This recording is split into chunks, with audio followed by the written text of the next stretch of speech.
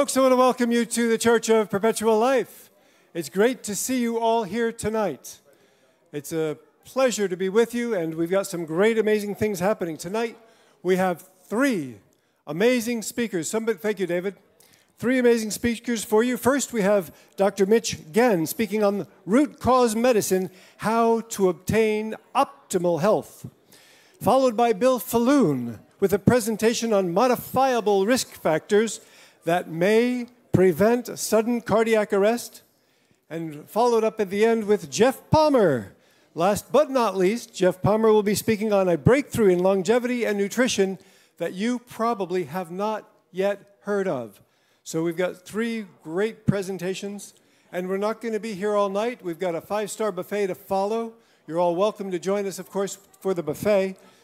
Some of you thought you were having dinner before, but it's actually the big dinner's afterwards. That's when we have the rest of the party. And we'll be here as long as you're here. I'm happy to be here till 12, 1, 2 o'clock in the morning. Oftentimes I am. As long as we're talking about health, longevity, super longevity, cryonics, AI subjects that really pertain to our perpetual health. And I'll spend the whole night with you. Now, worldwide, there's some great things happening in the super longevity movement that I'd like for you to know all about. Good to see you, man. There is the Unicorn Summit, and that's going to be June 29th, 30th, July 1st, and 2nd in Portugal. The Global Longevity Conference at Trinity College, Dublin, and that's July 2nd through the 4th. There's also a gathering this weekend in West Palm Beach. It merits us to let you know about the Longevity Expo, May 31st and June 1st.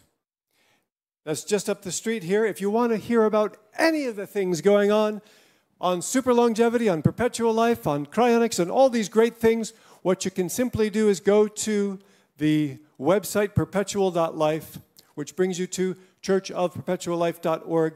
So we have perpetual.life is the shortcut. You go to the website, and we have a calendar there now, which can give you information on events all over the world and in your backyard on super longevity activities, get-togethers, events, presentations. All the stuff that's going on that's good is right there at the Perpetual Life calendar. Now, for everybody in Zoom and in YouTube, thank you for bearing with us while we got started a little bit late here. And I know some of you are in Europe. Those of you in Australia, we appreciate you being here.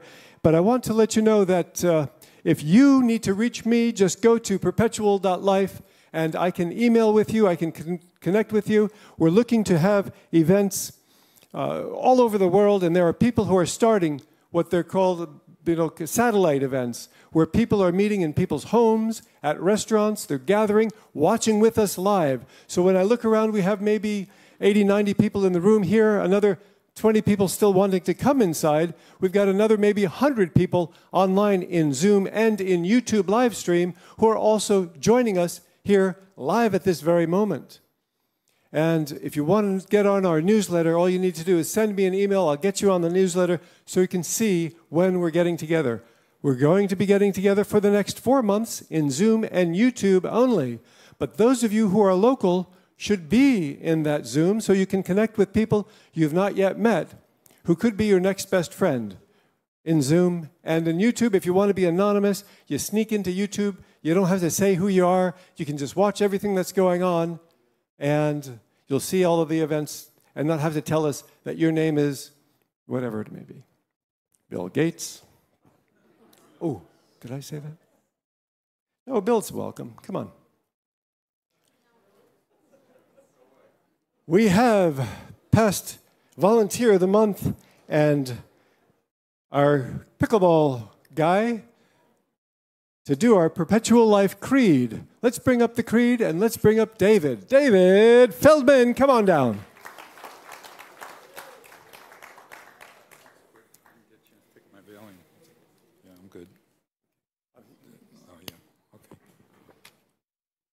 Okay, welcome everyone to the Church of Perpetual Life, in particular the first-timers. If you're here for the first time, yeah, he's going to do it, but I just want to welcome them myself because you are in for a real treat. I hope you enjoy it.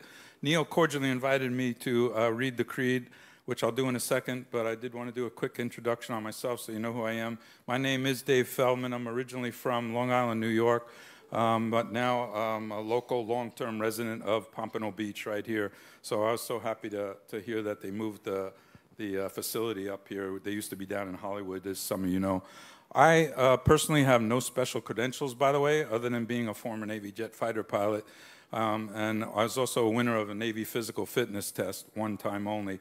And I don't say that to brag. I only say that to say that I was kind of into physical fitness, but I had no idea about this particular thing. In fact, my life had nothing to do with health and longevity. I just like being active and physically fit. A friend introduced me to this extraordinary organization about a year ago, a little over a year ago, and I'll tell you, I was hooked, fascinated by the mission, the purpose, and the idea of perpetual life, which a lot of people, when you talk to them, they just think that's science fiction, pie-in-the-sky stuff, but it is going to happen whether we realize it or want it or not. And since my introduction, I haven't missed a meeting since. In fact, I even volunteer every month that there's a meeting here in this facility, at least, to help set up and dismantle the accommodations for the food out there. So I'll be here tomorrow dismantling everything probably. But I try to do anything I can in any small way to help promote the purpose of this group. And I encourage all of you or some of you to do whatever you can to ensure and hasten the success of the mission here, because it's going to be awesome. And as Neil mentioned, I'm also the unofficial self-proclaimed pickleball ambassador for Pompano Beach. So anybody wants to play pickleball, come see me afterwards out in the eating room. All right, let's get to it. Hopefully he's going to have the things up here. This is the Perpetual Life Creed we do every meeting, and if you care to follow along with me, that's fine, but I'll be doing it up here. So here's the creed. We believe that all of life is sacred and that we have been given this one life to make unlimited. We believe in our Creator's divine plan for all of humanity to have infinite lifespans in perfect health and eternal joy, rendering death to be optional. By following our gospel, we achieve eternal life, creating a heaven here on earth. We follow Nikolai Fyodorov, who taught that the transcendence of the Creator will only be solved when humanity, in our unified efforts, becomes an instrument of universal resuscitation, when the divine word becomes our divine action. And we follow Arthur C. Clarke, who said, I love this, the only way to discover the limits of the possible is to go beyond them into the impossible. And so we enter each day energized in spirit and empowered by the words of our prophets to live in joy, serving our Creator and all of mankind forever and ever. And yeah, amen if you want. And I want to bring up a little byword I saw in one of our slides that I love, because it also identifies the mission of this place, and that is saving lives with age reversal education. Because to me, that's what this is all about. A lot of people don't want to hear about it, but they should at least be exposed to it so they can make their own educated decision whether it's worth coming here or not. Also, I'd like you all to remember, if any of you like, especially the newbies, if you like anything that you see or hear tonight, please, please tell someone about it and invite them to come join us and check it out, okay? You're welcome. David Feldman. He's my personal pickleball coach, by the way. And boy, if you like, who likes pickleball? That's a great, healthy thing to do. It's fun to do, and he's the guy. So talk with him afterwards. He's the guy to get with. He knows where all the courts are. In his trunk, he always carries a dozen or so pickleball paddles and all the gear. I'd like to also point out a few of the distinguished speakers that we have here. Excuse me. In addition to the distinguished speakers, I want to point out a few people who are here tonight with us. For example, Andy Burton, CPA. Thank you for being here tonight. We've also got Dr. Paul Preston in the back. Thanks, Dr. Paul. Dr. Kurt, there he is, over here with the Maharaj Institute. Great to have you. And George Love is in the building. Would you stand, George? Now, he comes from time to time, but he travels the world and does all kinds of joyful things. George Love is in the building. Our service last month, we had Dr. Aubrey de Grey and Joe Bardeen and a number of people who were talking about something coming up in July that you probably have heard of. Does everybody know what's going on in Las Vegas in July? Oh boy, 3 or 4 of you only know about it. Let's all tell everybody. Radfest is going to happen in July. Radfest can be heard about, and just get a hold of me, and I'll get you the information for the Radfest. Somebody's over there, what, Redfest at the Red Rock Inn? It's at the Red Rock Inn, but it's the Radfest, R-A-A-D. Radfest stands for Revolution Against Aging and Death. 1,000 or so people from around the world will be gathered there with great presentations. It's more than a health conference. It's a true festival, and a festival celebrating life and super longevity. And there are people there that are just fantastic. It's a great event. I've been to every one. I'm going to be there then. My 2 boys and my wife are going to be there then. It's going to be a wonderful event. So I hope that you can make it. And if you need more info, let me know. I'll see if I can get you some details on that. Next month, and for the next 4 months, we're going to be in Zoom and YouTube. We're going to be back in person and online in October. But I'd like to reach out to see who is here for the very first time. Who's here? Put your hand up. Leave your hand up. We have a little gift for you. If you're here for the very first time, keep your hand up. I'm going to get somebody up here. Come on now, let's go. Here we go. So we've Shri and her team. We're going to help you. We've got a little welcome present. Now, we're going to give you you might have noticed our theme this month is Star Spangled Banner, Red, White, and Blue. We just had Memorial Day. We won't be here for the 4th of July. I couldn't get fireworks for tonight, but I've got some red, white, and blue necklaces. With these necklaces on, you get to go first in the buffet line after our event. So keep them on. When you're going to the food line, you go first. And anybody here who is not the first time, if you see somebody with a necklace, be sure to escort them right up to the front. Make sure they get up to the front there to enjoy Chef Aline's wonderful 5-star buffet. And we're glad to have you. We've got a little book for you. The book is from Alcor, and we'll tell you some of the information that you may be interested in. And what you don't have, but they'll give you, Janice is going to give you at the check-in table, we have bookmarks for your books as well. And so they should have been put in there, but we just had them printed hot off the press, and we'll get those to you as you're leaving. Be sure not to leave without your great bookmark. And thank you, Tanya Schultz, for designing and getting that printed. All right. Before we go into the event tonight, I want to express that we have the flowers of the month tonight. And the flowers of the month tonight are for our dear friend, Doug Baldwin. How many people knew Doug Baldwin? And Doug, as you may have heard, has deanimated, which is the cryonic term for saying he died about 3 weeks ago. And the flowers are in his honor. He is luckily, fortunately, wonderfully, still with us in cryopreservation. He is in Michigan right now. He's in cryonic suspension. And I have faith, and I have a knowing that I will see him again, and I'll bring him to maybe not Lester's Diner, but whatever diner's there in the future, to be able to sit with him and talk with him as we did these past 11 years together. Doug, of course, was the audio-video technical director for our AV team. And in fact, this whole booth back here that we've created, we used to have just a little dink booth that you see on the right. Well, the whole booth we had created was his idea, his design, his concept. And as AV director, he was supposed to be sitting back there directing things. And we'll have to see him in the future.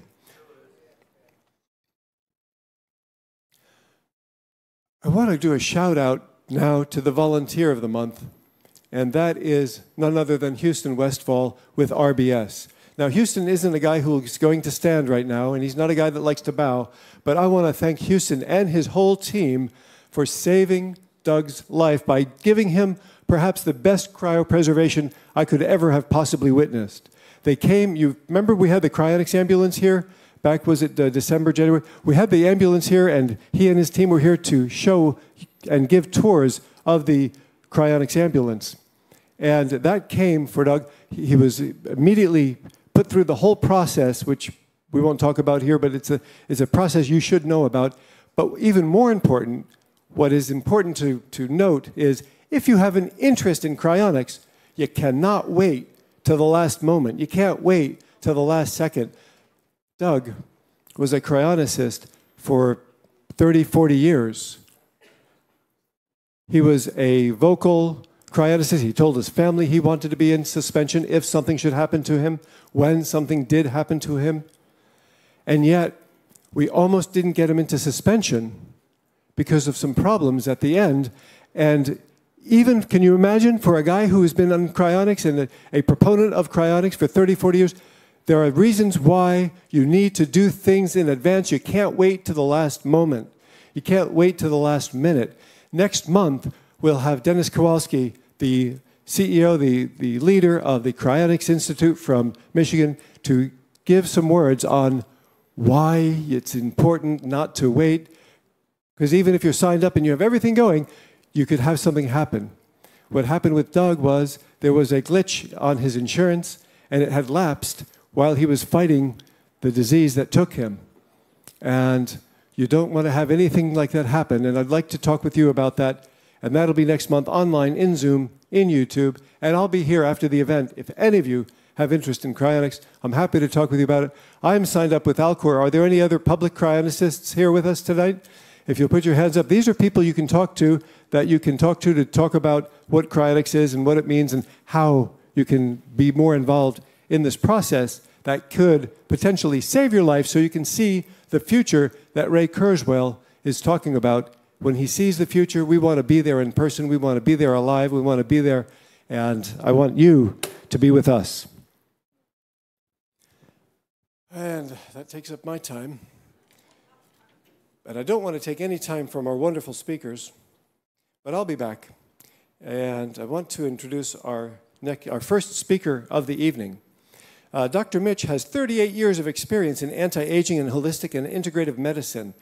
And along with his work in nutritional medicine, Dr. Mitch has a remarkable amount of experience as an expert clinician and researcher in the field of stem cell transplantation. His vast academic knowledge, coupled with his entering delivery, makes him one of the most sought-after personalities in his field. Currently, he serves as medical director for several natural medicine companies and a consultant for blood laboratories and physicians worldwide, teaching them how to implement integrative medicine into their own practices.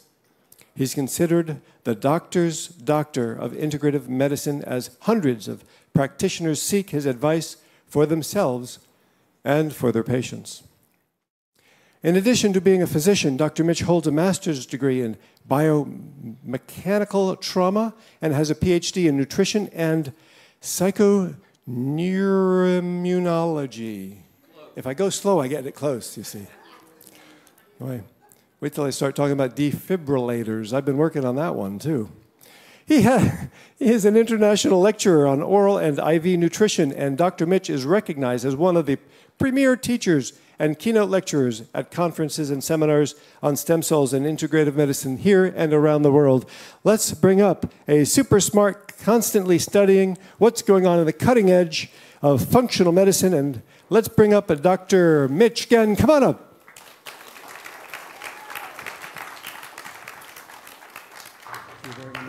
I'm mic'd. I'm ready to go. Thank you. Getting a little feedback. Ramabi Wayohisa. It's actually an acronym, a Hebrew acronym that stands for Rabot Machashavot Belev Ish Hi Takum. And what it means is there are many plans of ours as human beings, but without having something like God in our plans, they will fall apart. And we look at this, and I love what you're doing here. It's amazing, Neil. Thank you for inviting me. I've known Bill for years and years. One of the things that I realize about Perpetual Life reminds me of a story. And we're getting some feedback, folks, if you want to maybe turn my mic down a little bit. Reminds me of John and Jim. John and Jim, thank you. John and Jim are like 95 years old. They're sitting around talking. These two guys love, they love baseball. They don't play anymore, but as kids they played. And he said, you know what, John, let's make a pact. Whoever goes first will come back and tell us what's going on. Maybe they're cryoed, they come back. For whatever reason, they're coming back.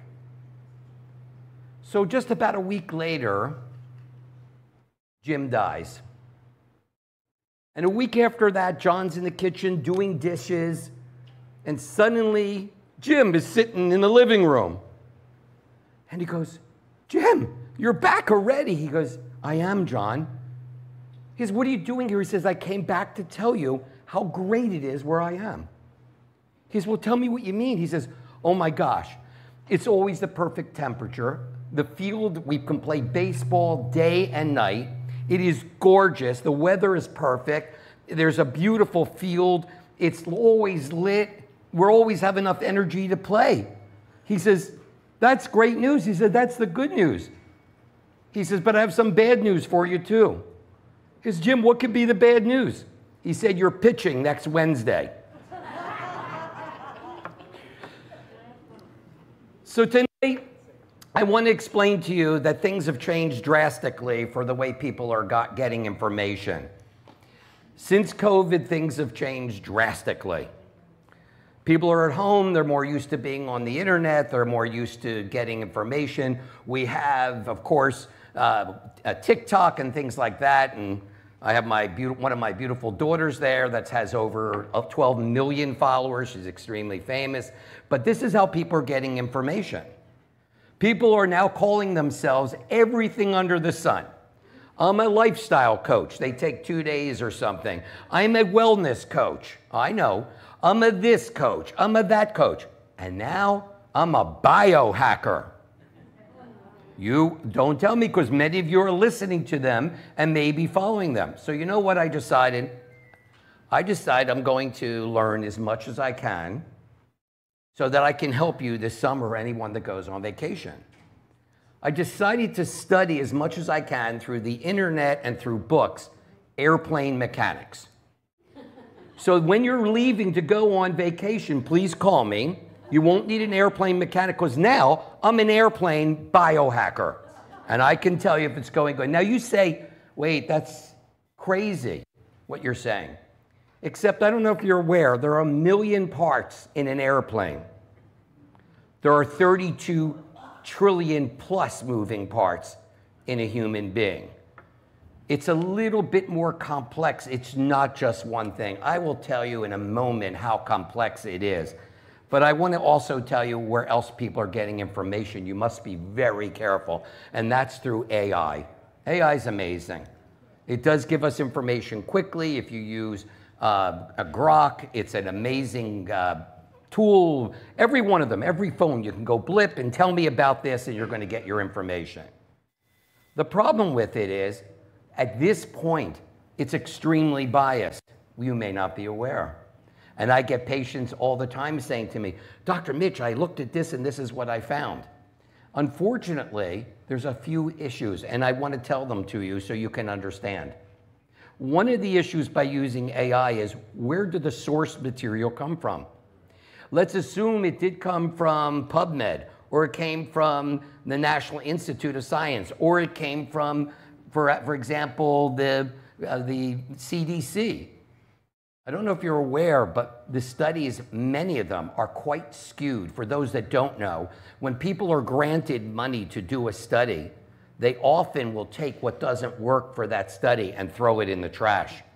And you get a skewed result. And so when you ask a question, you get a skewed result.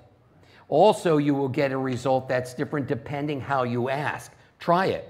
Try AI, ask a question, and then ask it differently. You will end up with getting a different answer pretty much all the time. If I ask enough, I'll get exactly what I want. And that doesn't work, not for when it comes to our health. But let me tell you what happens with our health. Let me open your eyes for 1 minute so you realize how it's so important to really find out who you are and what you are, and watch the sources that you get it from. I don't know if you're aware, but trillions of times a day, every single person in this room has an insult to single-stranded DNA. We have double-strand, I'm talking single-stranded. Trillions. The good news is the body will repair 99.9% of them for you. There's a but. The but is, for every cell in your body, there's 1 to 10 attacks to the double strand every day as well. 1 to 10. Let me do the math for you. That's, with 32 trillion cells, that's 10 to the 14th power. For those of you who don't like that kind of math, that's 100 trillion insults a day that can turn into a cancer. And I see a ton of cancer in my office. 100 trillion, which means that if you're not caring all along, all day long, and attending to the issues and biochemistry of the human body, there will be a problem. Let me tell you, there's only 2 ways of being able to think out of the box and be able to handle and get the longevity and the perpetuity that you're all looking for. 2 ways. One is biochemistry, we'll talk about in a second, and the other is physiology. And this is how I've trained over 4,000 physicians in this country. First of all, years ago, there are many, probably no one in this room old as I am, so years ago when you had a car, you took it in, what did they do? They looked under the hood, they examined the air filter, they changed it, they oil and lube the car, and off you went. However, nowadays, you take your car in, they hook it up to 155 check, and they get a lot more information on the computer about you. Most of you, if you go to general internist or family medicine physicians, they'll do a handful of tests. With trillions of chemical reactions per second, there is no way to understand your individual biochemistry by that. We need to look at inflammation, we need to look at hormones, we need to look at minerals, and it goes on and on. And unless you're doing a 155-point check, you will not get the answers to the human body. And let me tell you, there is no one answer. That person on the internet can go on and say, if you take this methylated B complex and you have a, MTHFR problem, that's nonsense.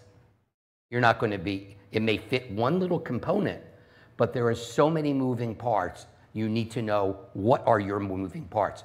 With him or you are not good for you. We're all different, very different. And then on top of that, we need to look at how do we function. Physiology is the other subject. To be good at thinking out of the box, the individual helping you must understand not only your biochemistry, but has to look at function. Look, I can tell you that when I see a patient and they have 10 tests that suggest there could be coronary artery disease eventually, that doesn't make coronary artery disease. Something that mixes this eventually will change that function of the human body, and unless you look, you won't know. And what Bill Falloon said is true. Finding things early on and preventing them will give you exactly what your church is trying to give you. And the concept, let me take a minute and give you a concept that I put out forth many years ago. I called it the Ghen hypothesis. I named it after myself. It doesn't matter. But what I'm going to tell you, every one of these things are mutually inclusive, not exclusive. So one thing you're all aware of is you need a certain amount of nutrition. Every cell to be alive requires a certain amount of nutritional information. Without it, it can't live. You could be missing one thing and something will not work well with that cell. That's first. The second thing we all hear about is, oh, there needs to be enough oxygen. Well, that's true. But you can breathe oxygen all day long. If it's not transported inside that cell, it isn't doing any good. The third thing you have to realize is how are 2 cells talking to each other? For the main part, that's hormones. A lot of people say, well, Mitch, why do you need hormones? I mean, I'm not sexually active anymore. Why do I need? It's not that. Your maker has put a hormone receptor from your head to your toe. Why would you need testosterone here or on your toe or estrogen? We all have similar hormones. Vitamin D, by the way, is now reclassified as a hormone. If for some reason you don't have that, then 2 cells can't talk to each other. You won't be able to talk to each other. There's something that's a little more difficult to understand, many of you do, is there's a certain energy to a cell. A cell has to have a certain differential, an electrical charge, for it to live. Look at a cancer cell. It has almost no charge. There's no life to them. We have live cells that require energy. Now, how do you get these energy and things? Well, you know, chiropractic and acupuncture and certain machinery, etc. But you do require a certain amount of energy. And the last but not least is something called psychosocial spiritualization. It's my way of saying mind-body medicine. My PhD is in mind-body medicine. We know it's true. We know that what you believe is what you get. If you believe that you're going to do well with what you've learned, you will do well. If you believe you're going to be sick, you'll be sick. If you ever know, and you all do know someone that you walked up to, how are you today, Charlotte? You know people like that. Every one of you know someone like that. Well, those folks won't be here. They actually are more likely to die in the next 11 years than smokes 2 packs of cigarettes a day. So what you think is what you get. Now, all those things are mutually inclusive. You can have perfect nutrition because you take every vitamin all day long and yet not have enough oxygen, and that cell can't live. You could take all these things together but believe you're not going to do well, and fortunately, you'll not be able to live either because the cells can't live without you knowing that you're healthy, and you know that. Look at the people that get sick, the ones that know they're going to get healthy, they get healthy. And without that thought and knowledge, they don't do well. It's the same thing in life. It belongs in this church because that's exactly what you're trying to do. You need to have all those things happening at all time. A cell does not live without energy. A gene, a chromosome, nothing will live unless you have the energy to keep it alive. I had before I was introduced, they were talking about how I did stem cell work. I lived outside of the country for almost 4 years, almost 5 years.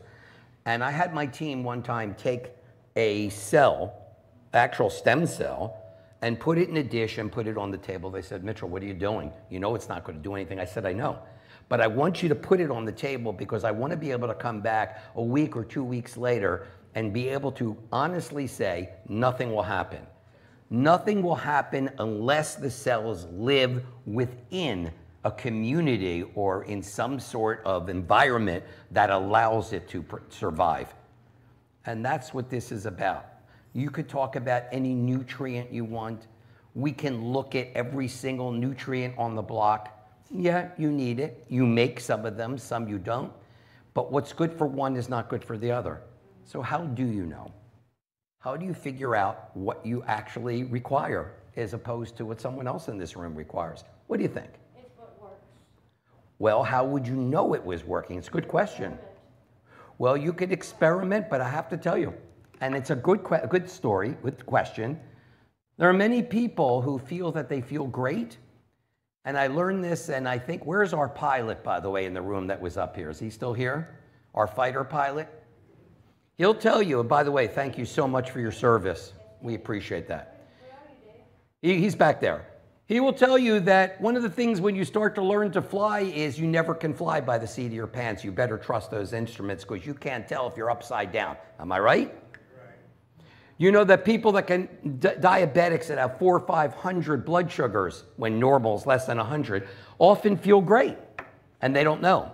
There are patients who have raging cancers that are metastatic, and they feel good. So you can't go by, I took it and I feel, I want you to feel better, but it's not enough. You have to look underneath it. It was a great answer. What you need to do is look underneath all of this to be able to determine exactly what it is that you need. Enough blood work. When I do blood work, I look at a comprehensive like 155 or plus blood tests. Is that correct? Yeah, it is. And I look at something to tell me how the system is functioning. Is it any different than the plane our hero flew? No, not at all. They check that plane from head to toe. They make sure the gas is right. The admixture is good, that everything's ready and his weapons. All these things have to be checked, looked into to make sure that you're getting enough of this. And then on top of that, how do you get what you need? Well, I heard them when they asked me to come up, we do intravenous nutrition. There's a reason. I wrote the only textbook on intravenous nutrition. I've literally trained thousands of physicians in it, and I'll tell you why. And I'm not talking about go and you pick out what you want. That's atrocious medicine, and I hope you don't do that. But to find out exactly what you need and then get what you need is different. When you take something intravenous, it's 100% absorbed into your body. When you take it by mouth, on the best day of your life, you only get maybe 40%. If you have anything wrong with your stomach, you're getting less. If you take any drugs, from everything from a birth control pill to a anticoagulant to any other medicine like a non-steroidal anti-inflammatory, or if you're even taking something for stomach acid, you may absorb 3 to 5%. So the same dose that you would normally give to someone that has a 20-year-old that's healthy, that has a little reduction in one area, that may require 10 times the dose in someone else. I'm trying to caution you into what you listen to, what you give yourself. I make one other caution at this point too. You can overdo something. If you take, for example, too much of a specific group of vitamins, you can actually cause a deficiency in that particular group. So the experts that are on television and are on this and they're on YouTube and they're on TikTok and they're telling you take 400 milligrams of whatever that is, it actually could be doing you more detriment than it is good. Now, regardless, I always tell people, whatever your profession was, name it. What did you do, or what do you do? Yeah, you do television, right? What's that? Produce television. You produce TV. Okay, so let's use yours for example. Your television. When you do things, there's a right way and a wrong way to do it. I've been nationally syndicated. I worked for Jamie Foxx. I was his morning show for a year and a half. And the truth is, I don't know a thing about it. So I depended on people that had that knowledge to be able to say, get up there, now you go when I tell you to go. I don't know how the machinery works. I don't know how they color fix it. I don't know how nothing. But you need somebody that knows how to do it, or you get a completely different result. So now you understand why it's so important. Let me have one other person. What kind of work do you do, either, or did you do? Professor. Of? Business. There you go. I have a BBA. My first degree was at Temple University. I have a BBA. Here's a professor of business. There's a right way and a wrong way you could teach this. Certain professors will get you to really learn the course material, and others won't. I'm sure you had an amazing way of doing it. And there's a program and a way of getting people to get the material they need. It's the same. Imagine again, we are more than 680 trillion chemical reactions. There it goes, there it goes, there it goes again, and it doesn't stop. I want to give you just the ending concept. And you're going to say, well, okay, Mitch, you gave me the problems. I don't want to leave with a problem. I want to leave with a solution. How do I do this? I'll tell you how. You make sure before you start any program, you do it for anything. I mean, this gentleman doesn't produce just because he decides to produce something outside. They think about it. They get a problem. They look at it. They figure out what kind of media they're going to put it on, which people. The same thing. Take your time. Well, somebody's doing that. The first thing you want to do is to perhaps be able to look at who you are.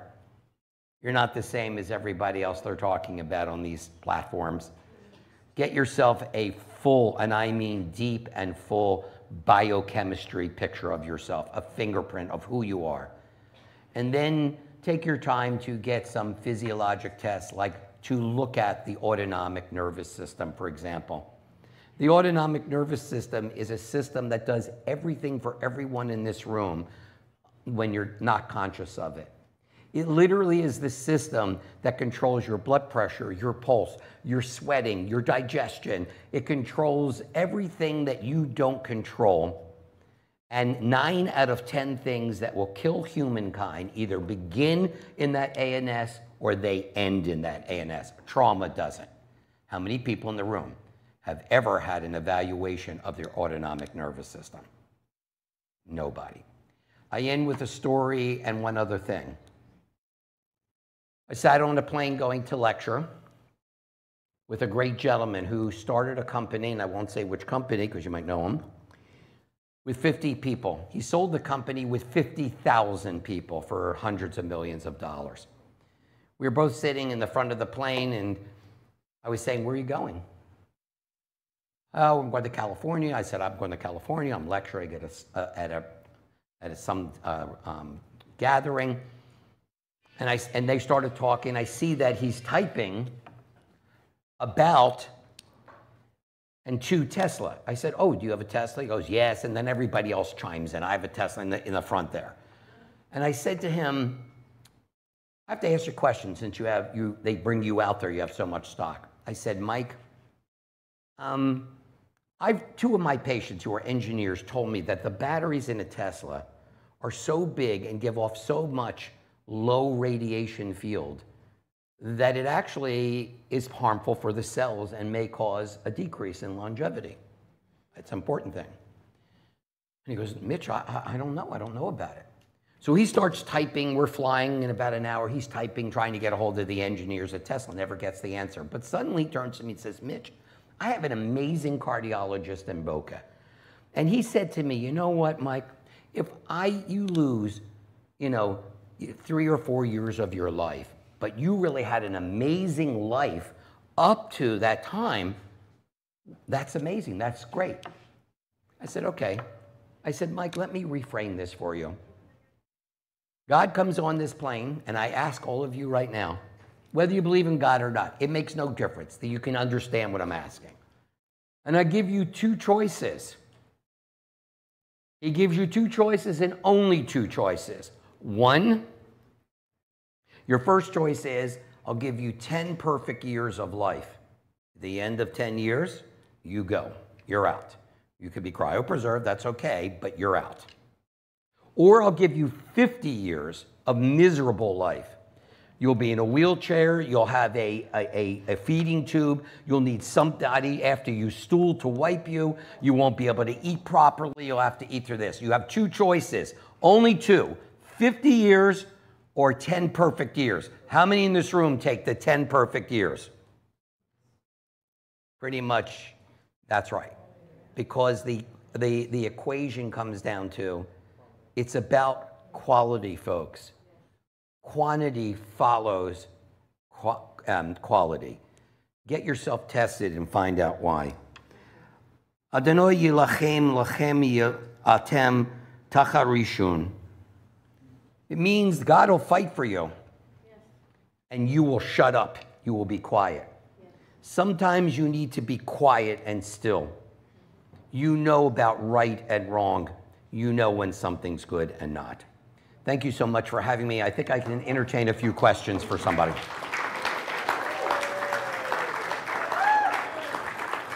All right, so we've got questions, I'm sure. If there are any questions, just raise your hands, and I'm going to bring you the microphone. Let's start with David.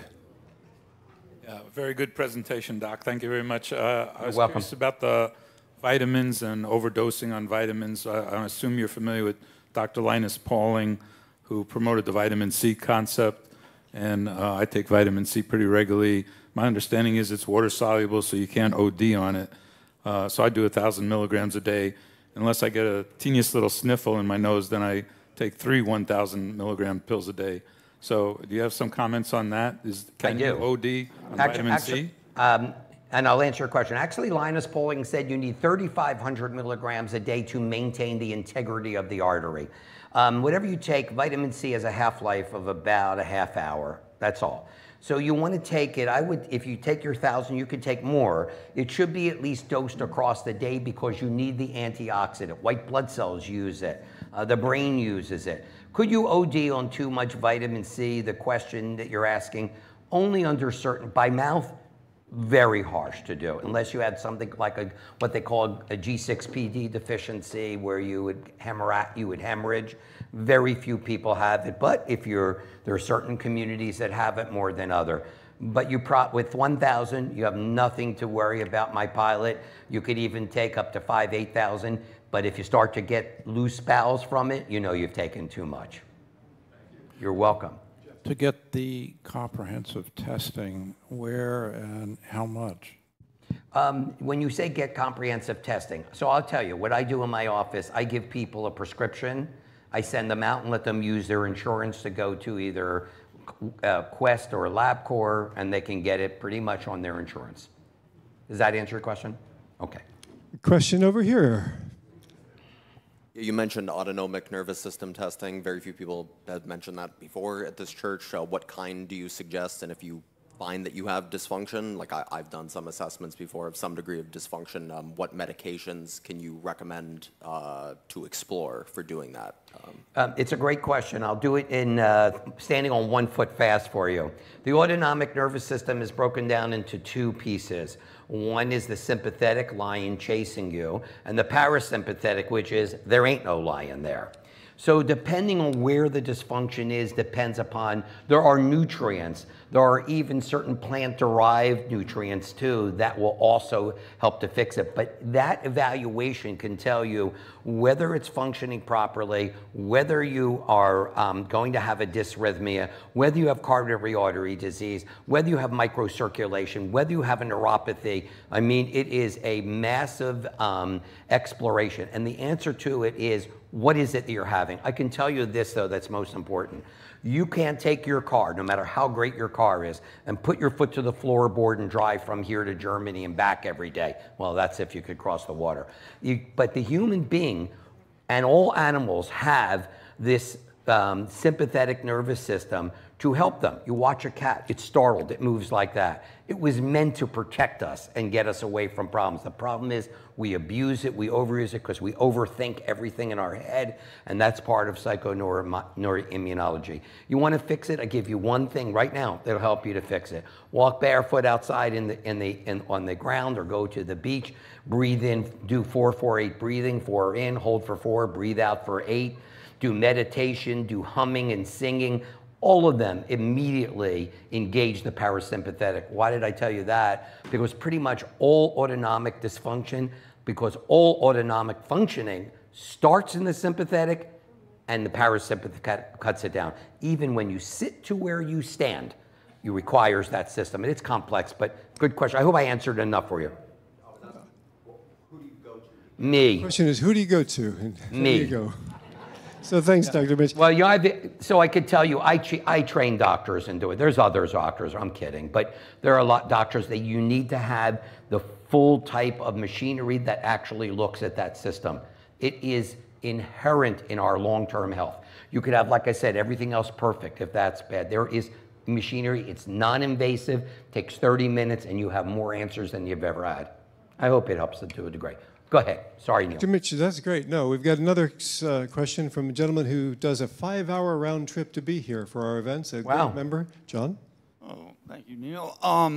What specific panels do you recommend, Doc, as you go to Quest and such places? Okay, so you need a panel, first of all, the typical CBC and complete metabolic profile. You need a full thyroid profile, all 6 tests. You need all the hormones, which means testosterone free in total, and also estradiol and progesterone and dehydroepiandrosterone and pregnenolone, and IGF-1. You need intracellular minerals, least magnesium and zinc. You need inflammatory markers that can distinguish between inflammation in the vascular tree versus the body in general. You need that as well. You need something to do with fats and how you handle them, not cholesterol. Cholesterol is never an issue, and that's a topic for another time. These are the type panels that you need. Question back here from Ryan. What are your thoughts on NAD? Well, I'm glad you asked. And all NAD in this country actually comes from one source in a powder. I actually am the chief medical officer for the #1 NAD in the world that comes for Korea. It's called NADVIT. It is 30% more efficacy than any other. And the safety factor is much better. It has only 2 to 3 contaminants. All the other ones have 9 to 11. You asked what my thoughts are, and I didn't tell you. I'll tell you this. I answer it usually like this. There isn't a cell in the human that can live without energy. We all agree with that. Not one cell. It will die or will be apoptosis or taken out. So we need water or we don't live. You need NAD or you don't live. There's NAD in every single cell of the human body. Without it, you'll become sluggish, you'll become sick, or the sickness will cause a deficiency in it. But it is probably one of the most important technologies that we've come up with recently to help people live longer, and of course in the category that we talked about with quality. Does that answer your question? Question back here from Dawson. We'll be right with you. I'll be right up there. Oh, sorry. No, it's about the NAD. Hold on, let me bring you a microphone because this isn't... Yeah, but no, they're online. They won't hear you. They need to hear online. I know you're a loud daughter, but I got to make sure the world can hear you. Rebecca. I'm good with a mic, thank you. I just wanted you were talking about NAD, and I think it would be really helpful also just to add a caveat onto the end, because you talked about things people see on the internet. And I've asked you this question. I see NAD here, I see NAD there. This is oral, this is a shot. What is the difference in terms of bioavailability? Because lots of people, including myself before I asked you, were ready to spend a ton of money on NAD in pill form. Yeah, I would not waste your money on an NAD in pill form. It never works. NAD is best bioavailable by intravenous, and it is very good if it's a very pure type by sub-Q injection as well. But you give yourself too much NAD, you can have a heart attack. You need, like everything else, to know your biochemistry. Neil, did we do it? Anybody else? Almost. We've got a couple of more here. We've got a moment here. Go ahead now. Excellent information. Thank you. You're welcome. If somebody has been diagnosed with 99% and 100% blockages, artery, and then, of course, they're being told to do triple or quadruple bypass. Your thoughts on that, please? Well, I'm not going to discourage that person from not doing something that the conventional community, but I will tell you this. There are studies been done with 90% blockage, and only 10% of the people that have a 90% blockage will ever have a heart attack in that vessel. I tell you why. Because it happens over time, 20 to 30 or more years. And you actually make collateral circulation. So those people, only 10% will ever have a problem. And I have my partners are cardiologists in another place, and they would tell you the same thing, even though they're interventional cardiologists. I mean, if you're very symptomatic, and then you might not have a choice in the last moment, but the truth is they've done only 2 really good studies on cardiac, one with bypass. Both studies show that the medical model, that's not including what we do in here and what Bill talks about, the medical model is just as good after 5 years of survival than the bypass model is, because it changes the plumbing. When you change the plumbing for any plumber in this room, if you just completely rewire things or electricity, you better be sure that it's going to work functionally like I was talking about as before. But don't fret. There's much more that can be done. And the microcirculation is more important because 46% of the heart attacks happen in that. It's a terminal circulation. It's small. You can't put a stent in it. You can't put any kind of bypass around it because it's smaller than a hair. But there are lots of things that can be done, including intravenous therapies. And that's another time. If Bill invites me back, I'll talk about that too. Question from Amanda over here. Amanda over here. Oh, hi, Amanda. Hi. Sorry. Thank you for being here tonight. You're welcome, of course. I just have a question. My neurologist took a blood panel of mine, and she wants to do an infusion of the vitamins that I need, I guess. I didn't talk to her in depth on it, but do you recommend that sort of treatment? Well, again, it depends what she's treating. How was she trained? Does she know how to do it safely? Does she know the right doses that your body requires? If those answers are yes, then I would say yes. Well, how would I know all of those things? You know, I mean, she's looking at my blood work, and I guess she's figuring out what I need to fill. Have an important conversation and don't be afraid of it. Where were you trained? What do you want to give me? What type are you going to give me? Because, for example, I would never use cyanocobalamin in a patient, which has a cyanide molecule for B12, but I may use methyl, and I may use hydroxo, but those are the questions I know you don't know, but that's what you want to know. What type you're going to do, what's the exact mixture of it, what's this, what's that, and then guess what? Call my office and give it to me and I'll look and tell you if it's any good. Okay. How's that? I'll do that for you. All right, thank you. We good? No, we have a couple more. All right. We appreciate the fact that you've driven quite a while to get here. It's Thanks my for being pleasure. here. Not as far as the other gentleman did. Ms. Dawson. How are you? Thanks for your talk. My Can you pleasure. give some insight into some more proactive testing, unlike blood tests, which can be very reactive, as far as like Western versus Eastern medicine, like what's coming down the pipe? Are you talking about what other tests there are? I'm not sure I understand the question. Yeah, like instead of blood tests or like you have this cancer test, like what's coming down the pipe as far as more proactive instead of reactive testing? Well, the good news is everything that I'm suggesting to you is proactive. You are 100% correct. In the medical model, everything is reactive medicine. It's if, then. If you have this, we'll do that. I think that's not a good way to work, and I don't work that way at all. I think what you need to do is get that composite of 120 or 130 biochemical tests. It's not meant to find something that's horrible. It's meant to put so that you can prevent things from coming in the future. For example, lots of things start to break off long before there's an issue, long before that you can look into. Is there anything else coming down the pike, medicine-wise? Like what? He's saying frequencies. Listen, the frequencies and combinations have been around since Royal Rife. You know, I know people do frequencies. I know they do a lot of things with this kind of thing in different testing. I hate to tell you, in my opinion, they're not overly helpful. It's just my opinion. I need to know what your biochemical, because you are a biochemical C. So whether the frequencies are good or bad, there's nothing wrong in entertaining them or giving yourself treatment with some frequencies, but using it to diagnose a disease or diagnose a situation may put you in a different. I'll tell you how I know that. Because the people that actually built a lot of these frequency machines, I've asked them, they said, Mitch, we need to convince you because you're the guy who will speak and write about it. I said, okay, I'll tell you how you convince me. I'll bring you bring 5 people that know how to use your machine, your frequency machine. I'll bring you 5 people. You test all 5 with all 5 people. And if there's inter-rater reliability, meaning they all say the same thing, and everybody comes up with the same thing, I'll buy your machine, I'll write how great it is, and I'll tell every world. Yeah, I don't know if he called you, but they never called me. They never took me up on the challenge. I have a question back here from Dr. Bruce. Hi. Hi, Doc. Do you have an opinion on hyperbaric treatment and an opinion about methylene blue? Yeah, I'll start with the hyperbaric for you. I have hyperbarics in my office. I think under the right person at the right time, it's good. I think you should be aware that every positive, there's a negative. Hyperbarics cause a tremendous amount of radical-free radicals. And all my patients, when I give them hyperbarics, I make sure they also get it intravenous to basically squash the free radicals that hyperbarics can cause.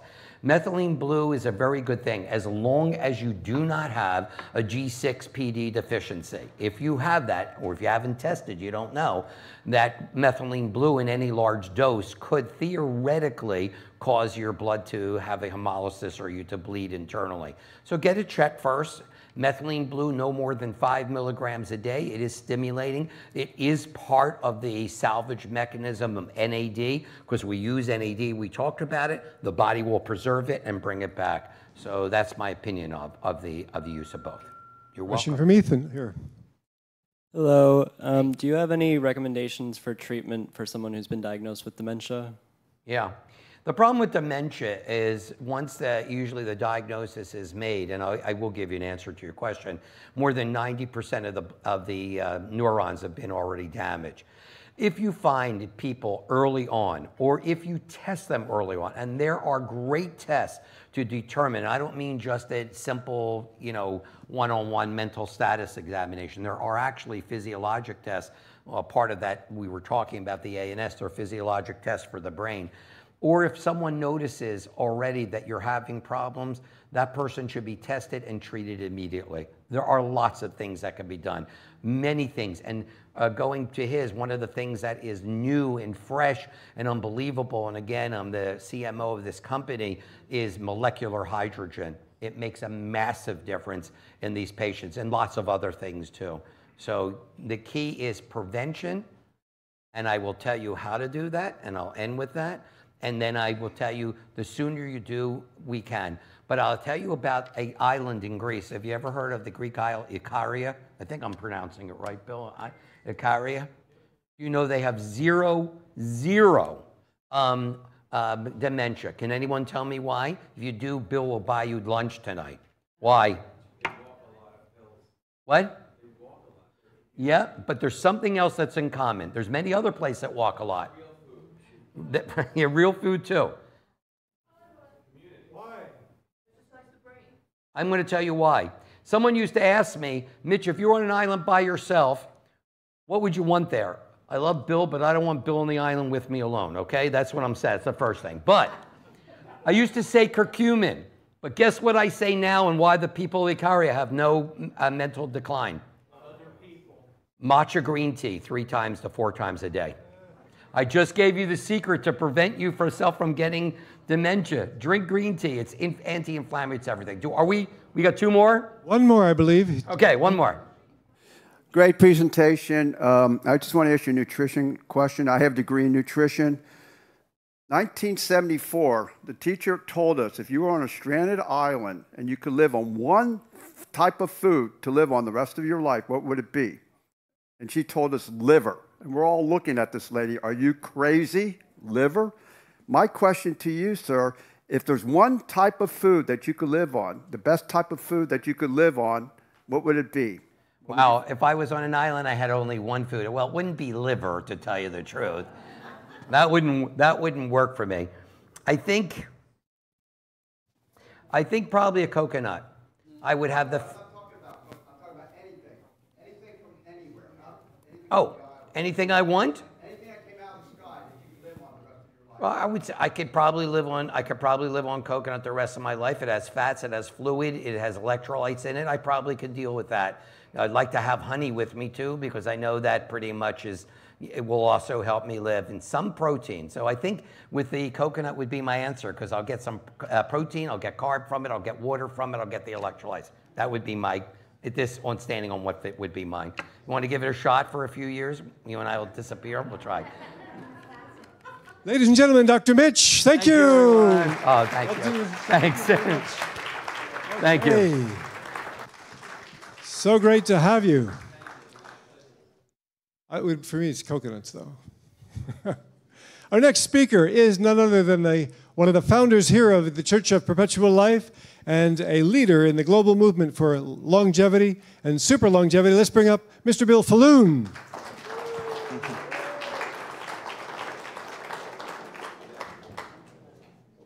Well, the title of tonight's talk is Staying Alive. I want to see everyone here back in October. I also thought about borrowing Brian Johnson's title, which is, the name of his group is Don't Die. And it's easier to think of staying alive and not dying than what a lot of people realize. But this does not work. And I may put this on the cover of certain publications I have, because we are losing too many people because they're making a decision to avoid diagnostics. And when they're diagnosed with a potential problem, they're ignoring solutions that are proven. And I could give hundreds of anecdotes. One of them is a very successful individual in 2002, had a blood test, had early indices of type 2 diabetes, and he literally joked about it. Says, well, my solution to that is, because he didn't want to go to doctors, didn't want to get more blood tests, didn't want to take any medication, he said, I just won't get any more blood tests, and then it'll go away.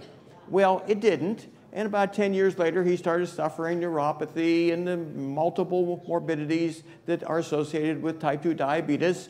He spent the last 4 or 5 years of his life in absolute agony, died at the young age of 67, financially successful, had a lot to live for, but he died because he chose to stick his head in the sand, and he's not alone. I could go on talking about probably 90% of the people who have died. And I've done private autopsies on people where I think they shouldn't have died, and I find out the reason. Often it's early life hypertension. High blood pressure in midlife, they corrected it when they were 70, but when they were 30 and 40, they didn't know any different. So please, Don't ignore a symptom or a sign. Women come to me with lumps in their breast. I'm not someone who does the examination, but they describe they've got a lump in their breast. And I say, well, how long has that been there? And sometimes they say many years.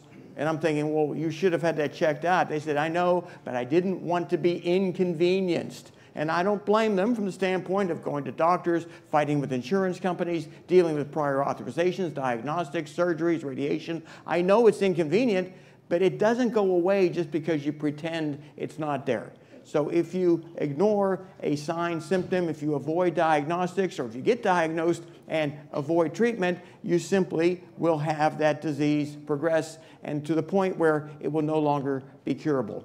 But the good news is more people are recognizing that even into their older years, if they fight back against degenerative aging, they can regain a lot of their youthful vigor, function, structure. They can become a lot healthier. And it's making it into the front pages of prestigious medical journals. Groups of elderly people getting together and exercising and eating properly and following healthful patterns so that they can regain a lot of what they used to have when they were young. And then prestigious people like Peter Diamandis, the MD from Harvard, and he's got his own group of people who want to live forever. Those people are spending about $70,000 a year to attend lectures, by the way, that you get for no cost at this church. But his high-end group, they're doing a lot to stay alive because they want to be around to the point of time in history when aging is reversed. And we're not that far away, as I'm going to show you tonight. But more and more prestigious people are realizing we are living in an era of a triumph of humankind, where it used to be if you're over 65, you were considered old and you were going to get worse, where nowadays people over 65, they're getting better. They're taking control of their health and they're regaining some of their youthful vigor so that they can be around when the technology of age reversal becomes available. What I want to talk about tonight more than anything else is cardiac arrest. This is a confusing term because to me the word arrest means stop. Well, in reality, in most cases with cardiac arrest, the heart is pumping, but it's beating, let's put it that way. The chambers are beating out of sync, and as a result, the heart is not pumping blood throughout the body. They don't have, at this stage, for the most part, blocked arteries. They have an electrical imbalance, an anatomical imbalance, and they go into a state of cardiac arrest. It happens sometimes to young basketball players, 17-year-old people suffering cardiac arrest on the basketball court, and if they put a defibrillator on them in time or do CPR and get the paramedics in, they can save their lives. But these people have perfectly clean coronary arteries. They simply have a problem where their heart all of a sudden goes into a ventricular fibrillation type of a situation where it's no longer pumping blood. The chambers are pumping, but they're not doing it in rhythmic symmetry. And as a result, they suffer a, cardiac arrest. And a heart attack, now that's medically defined when you have a blockage in a coronary artery. And most of us are doing something to avoid coronary atherosclerosis, so we don't need to have bypass surgery or stenting put in. But these are two different phenomena. So to try to distinguish between the two, because what I'm mainly talking about tonight are cardiac arrest, heart attack or myocardial infarction, that occurs as a result of a blockage in a coronary artery. Most of us are taking steps to avoid atherosclerosis. But the cardiac arrest is a little bit different. That can happen to people with perfectly clean coronary arteries, and those irregular heartbeats result in blood not being circulated and often acute death occurring. And up until recently, there wasn't a lot we could recommend to prevent cardiac arrest. Lots we can do to prevent coronary atherosclerosis, not a lot to do as it relates to prevention of cardiac arrest. Well, the good news is this year a huge study came out of the UK, a 2025 study, and they were able to identify modifiable lifestyle changes that can reduce the risk of cardiac arrest 40 to 63%.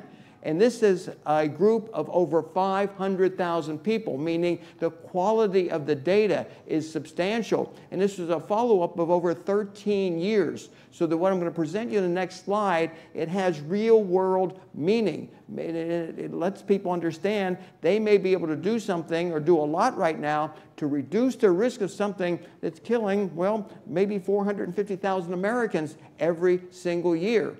And this is the list of factors that are controllable for the most part that can reduce your risk of having a sudden cardiac arrest, that if you don't have a defibrillator on hand or a paramedic gets you in time, you wind up dying. And the first three of them deal with physical activity.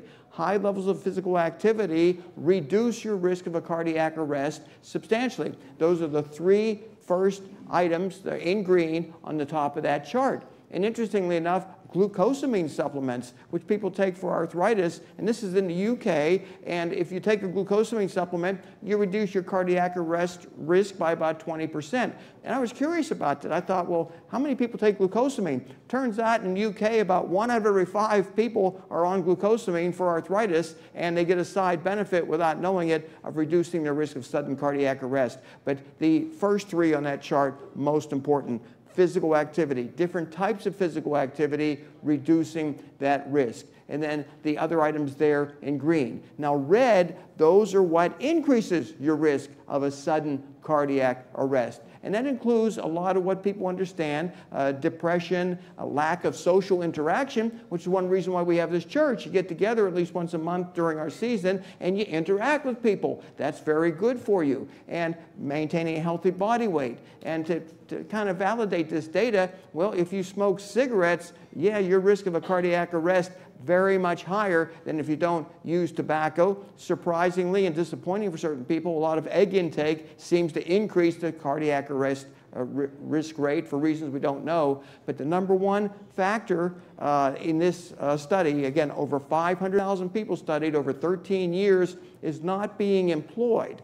And that means you're distancing yourself from society, you're isolating yourself in many cases, and as a result, for whatever reason, your sudden cardiac arrest risk goes up dramatically. Now, we analyzed this data in a meticulous way, and it turns out that not being employed often is accompanied by poor overall health status. So it may not be so much that you're no longer working. You may have other ways to keep your mind going in a functional way, keeping your brain exercised the way you should be your body. But it turns out if you are not employed and poor health, your risk of a sudden cardiac arrest is substantially higher. So this is a 2025 published study, and what it reveals for the first time are ways to reduce the risk of not a heart attack per se, but of a sudden cardiac arrest, which kills lots and lots of people. And this is a chart we put together just to let people know the statistical analysis that was used to identify these risk factors for sudden cardiac arrest. And the good news is they're modifiable.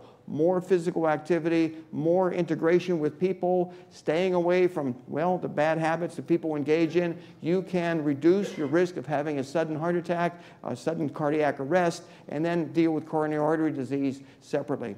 So going back in time, Franklin Delano Roosevelt. Now, maybe because it's a black and white picture, but he always looked like an older man to me. And yet, in his 50s, he was running the United States during the Depression and World War II, and yet he had hypertension. His systolic pressure was 300. And back in those days, they could measure it, but there was nothing they could do about it. They knew it was going to shorten the lifespan, nothing they could do to bring down hypertension. And as a result, he wound up dying at the age of 63.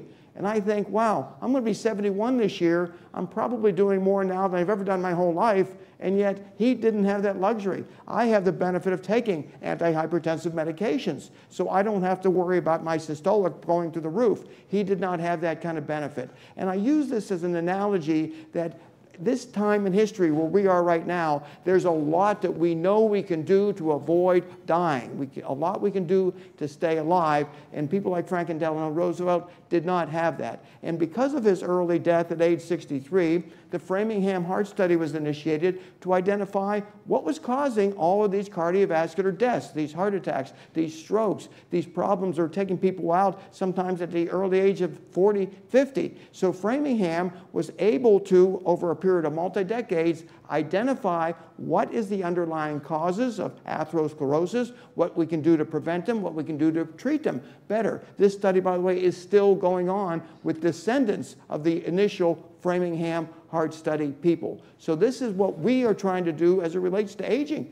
We're looking for risk factors. What can we do to not prematurely die? And the good news is a lot of data shows there's a plethora of ways that we can initiate, lifestyle changes that we can initiate to not wind up like Dwight D. Eisenhower. Now, he was, I was born in 1954, and 1 year later, the most powerful person in the world, by far, he suffered a major heart attack, and he was put into a hospital bed for a number of weeks. There was no stenting, no bypass surgery back then, nothing that they could do medically to treat this other than bed rest and hope that he somehow got better. And he really never got better. He had a stroke in 1957, 1968, 4 heart attacks. He was a cardiac cripple during this 14-year period of time from the time he had his first heart attack until he died. And 1969, he finally dies from heart failure after having multiple cardiac arrests, multiple heart attacks, multiple vascular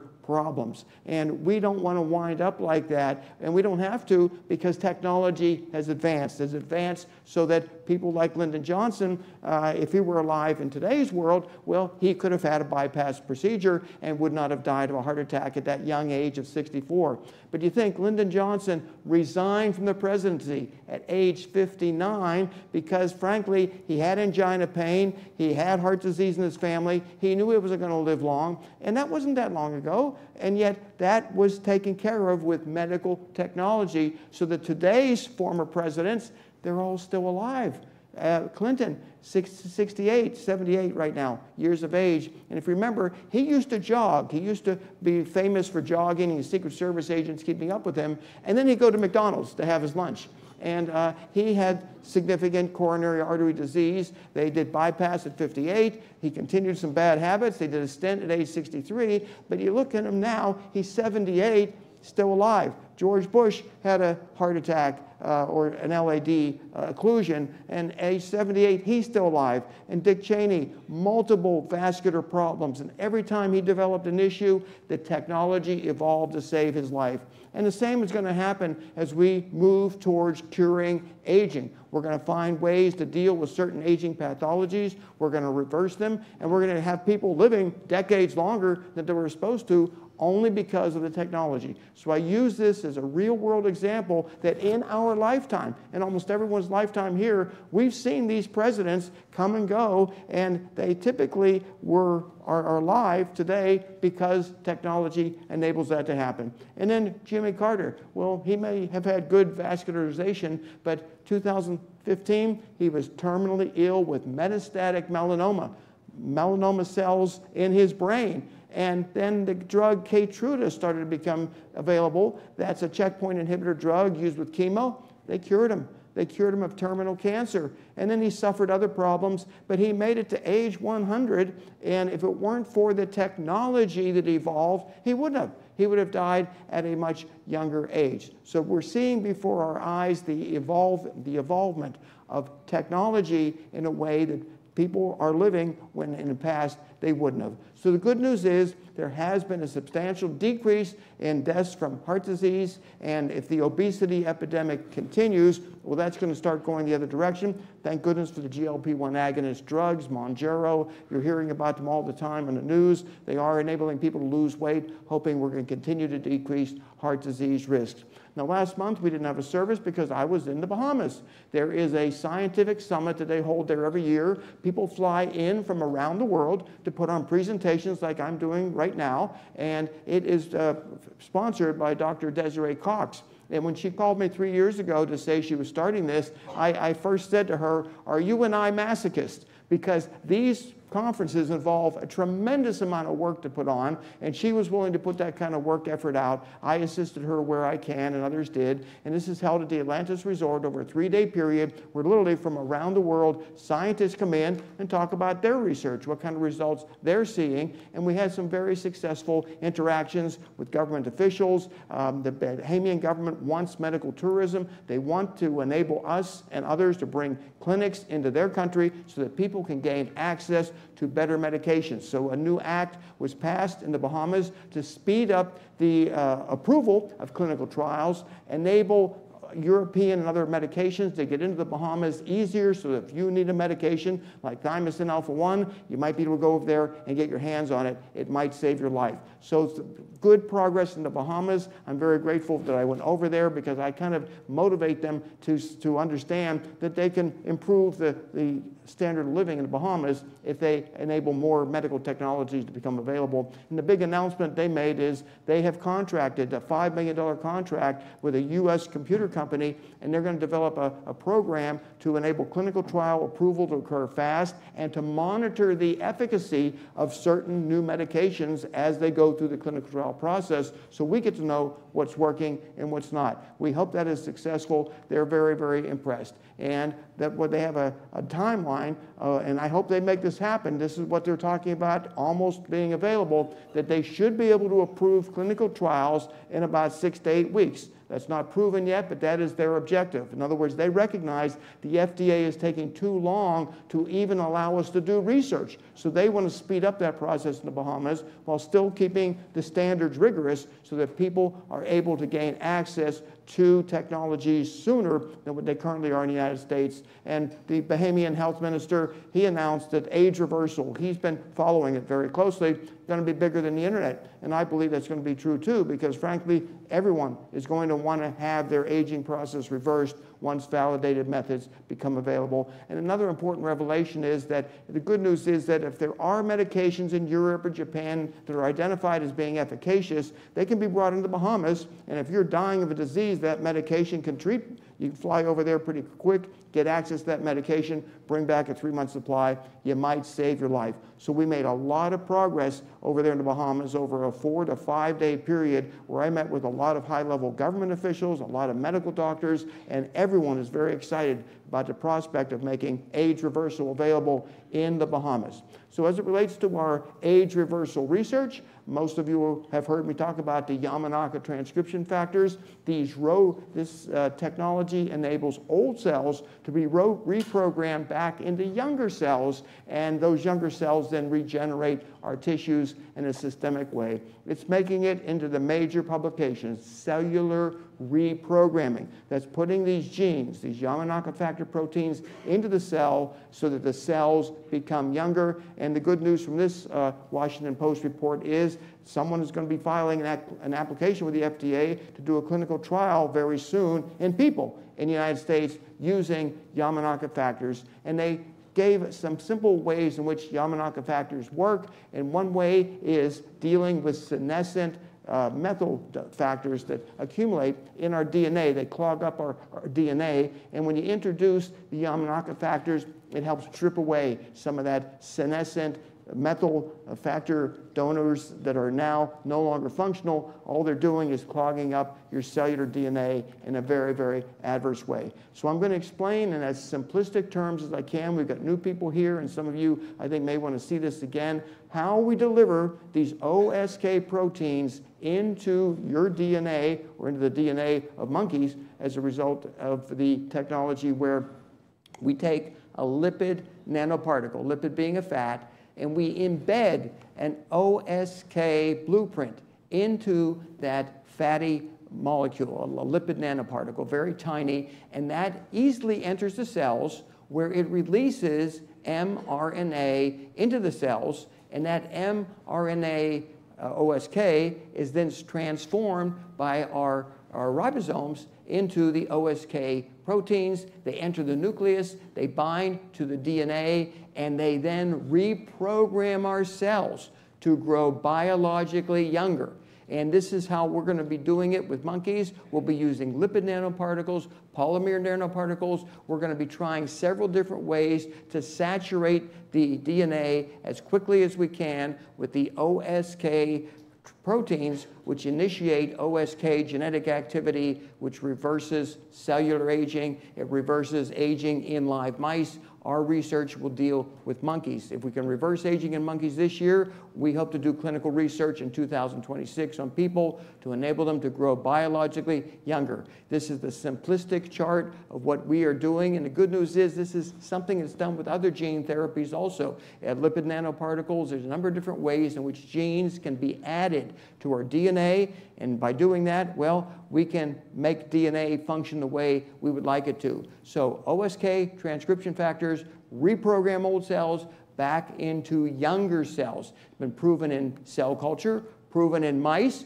We hope to prove it in monkeys this year, 2026. People, we want to have clinical trials going either in the Bahamas or somewhere where people are having the OSK added to their DNA. And bear in mind, OSK is a natural gene, natural protein. It was present in our body in our youth, in our very youth, but then we lose it with aging. We're simply adding it back in and hoping that the reversal of aging will occur in people the way it has in cells and mice and on the monkey experiment.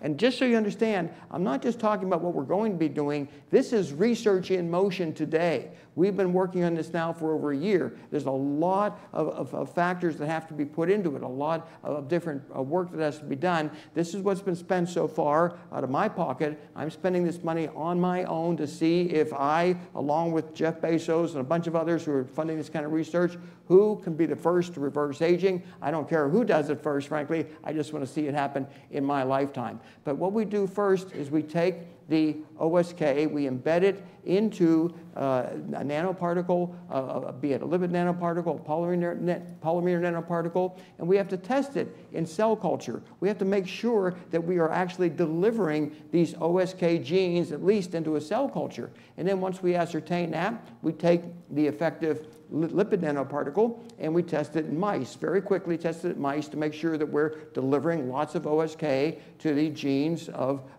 mice, the DNA of mice. And that's costing, by the way, $155,000 for the lipid nanoparticles. But the scientists proposed to me two other ways that we could simultaneously see if we can improve that. And that's with polymer nanoparticles. So we're using a OSK RNA and an OSK plasmid DNA, and we're going to do 3 separate studies simultaneous to see which works the best to deliver the OSK into the DNA to reverse the aging process. And the cost of these monies have already been spent, by the way, for these polymers is more $345,000. But the good news is we're going to do this research all at once. So the same scientists will be doing the research. We're going to make this very, very efficient. And whichever one of these polymer OSK constructs works the best, that'll go into monkeys. The lipid nanoparticles will also go into the monkeys, and the monkey cost itself over $1 million.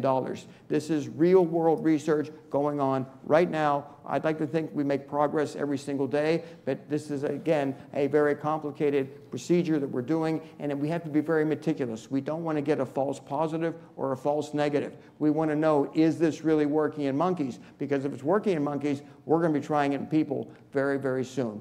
So the media is picking up on the fact that more people are living to age 100 than ever before, and billionaires, entrepreneurs putting big money into this kind of research that I just described with Yamanaka factors and other ways to potentially reverse aging. But we are most impressed with gene therapy, which is what OSK therapy is. And again, to emphasize, this does not work. I've seen it for the last 48 years. I've been a professional where people think they can just avoid a problem by burying their head in the sand, by ignoring it, and unfortunately they wind up suffering some rather horrific, catastrophic events. And in so many cases, they've worked hard their whole life. They're in their 60s, their 70s, and they seem to have everything going for them except their health. And they could have prevented something had they just jumped on it at the very, very early stages. So again, a way to reduce your risk of having a cardiac arrest, and all this is on the church video, so you can review these meticulously. Whatever you can do to reduce your risk by engaging in a lot more physical activity, by avoiding the bad stuff, so many bad activities that we engage in, we can potentially save ourselves from having a sudden cardiac arrest, different than a heart attack. A sudden cardiac arrest, something we don't want. The technology may exist to not so much technology, lifestyle changes, modifiable lifestyle changes. And again, this was over 500,000 people they studied over a 13-year period of time. So that's my Staying Alive update. I wanted to bring everyone's attention to that fact because it's a brand new study, and it's the first time that we can say we've got solid evidence that you don't have to have a sudden cardiac arrest if you change your behavioral patterns. A lot of you are already doing the right things, but for those who aren't, we've just given you a roadmap to stay healthy. Okay, Bill Falloon. We have a moment for a couple of questions. Dr. Kurt. Yeah, I think your work with the Yamanaka factors looks very exciting. I've read that with partial reprogramming with the Yamanaka factors, you can reverse the DNA methylation epigenetic clock, but telomeres are actually not lengthened. I'm just wondering, have you considered adding telomerase RNA as one of the components? Yeah, we have. There is a gene therapy that can restore telomere length, human reverse telomerase transcriptase, and we are going to consider that, but we're going to first do the OSK, look at the telomere length, and then add in the telomere lengthening gene. And we'll also probably add in maybe follistatin to help people rebuild muscle. In other words, this is the first step. The OSK is the systemic reversal. But if we're missing something, yes, we can add in a gene that will lengthen telomeres. But if we don't need to do that, we won't. In other words, if we reverse aging and people are really healthy and we don't see any problems, maybe we'll hold back and see how long they go before they need that. But good question, and it's doable. Yeah, Bill? Hello, John. Oh, hey. Generally speaking, do you think retirement bodes well for longevity and age reversal, or does it actually function as a risk factor? Retirement without engaging in many other activities is extremely dangerous. I've been told by estate planning attorneys that they have seen consistently an age 65-year-old executive at the top of his game, and a year later, when he's no longer exercising his brain, he's like a different person. So yet not being employed it is very dangerous if you don't substitute employment with some other activity that keeps you both physically and cognitively engaged in life. So absolutely correct. And that data kind of proved it there. Not being employed, yeah, big risk factor for sudden cardiac arrest. A question from Ivan here, Bill. Yes, hi, Bill. My name is Ivan Rose. I actually talked to Jeff earlier, but I mentioned to him in telomeres, there are three companies that claim to lengthen telomeres. One of them has a product called Telos 95. They did a study testing, it's a $350 test. They tested the length before and then 6 months later, a length later, and they have a product online that claims they use whatever they use. Another company claims to use an astragalus formula with cyanolate, and they have their claims. And then there's a third company that Garden of Life carries their ingredient, Certia or whatever, and that product has Garden of Life has some testing. So afterwards, I'll share with you, I can send to you the test results that they had in case you were interested in looking at it at all. Yeah, we've looked at purported telomere lengthening products, and they may lengthen leukocyte telomere lengths. Not sure what the real biological effect of that is. As much as people feel that if they just lengthen the telomeres, everything would be okay, it may not be as simple as that. And some of the scientists we talked to, they're indicating that may not be the solution for aging, even though it seems to be, and the common sense seems to tell people, well, we want to do something about this. We do study it. You're welcome to email that to me, by the way. We look at everything we can. But so far, since 2001, when the first telomere lengthening product came out, we haven't been convinced that it's validated enough to warrant the amount of money some of these products cost. Some of them are costing $400 to $500 a month, and that's not affordable to the average person. Hopefully some of these other products don't cost that much. But at this point, I know a lot of telomere scientists, and we're still trying to ascertain what we should be doing as it relates to the telomere shortening that occurs. We know we have to do something, not sure yet. Until we're sure, we're not going to engage in it. Here's a question from John. Thank you, Bill, for being on the front lines. I mean, what you do is heroic. I wanted to ask, I know cardiac issues have really subsided, thank God, for all the research and lifestyle changes. What about it seems like there's an explosion of cancer, especially for younger people or midlife people, and I'm sure there's many variables for that. That might need a whole other presentation. Any quick insights in that? There is an exponential increase in early age onset cancers. Yes, colon cancers being diagnosed in teenagers, people 20 years of age, breast cancers being diagnosed in women under the age of 30. I believe, frankly, the dietary patterns that people are engaged in is at least partially responsible. There's probably a lot of unknowns, but yes, it is frightening the number of calls we're getting from parents of children, essentially children being in their teens, 20s, 30s, with serious malignancies. And poor diet is a big factor, obesity. Ladies and gentlemen, Mr. Bill Falloon, he'll be here.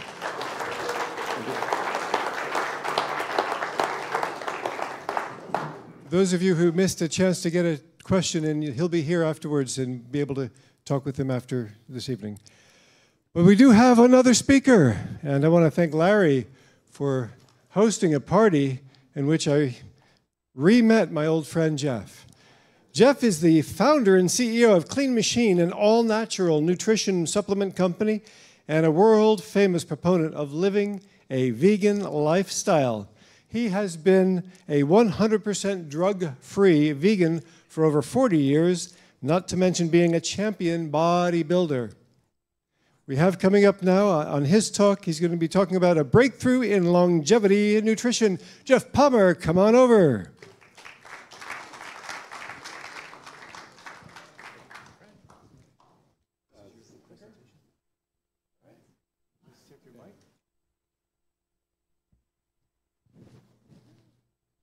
Test, test, good.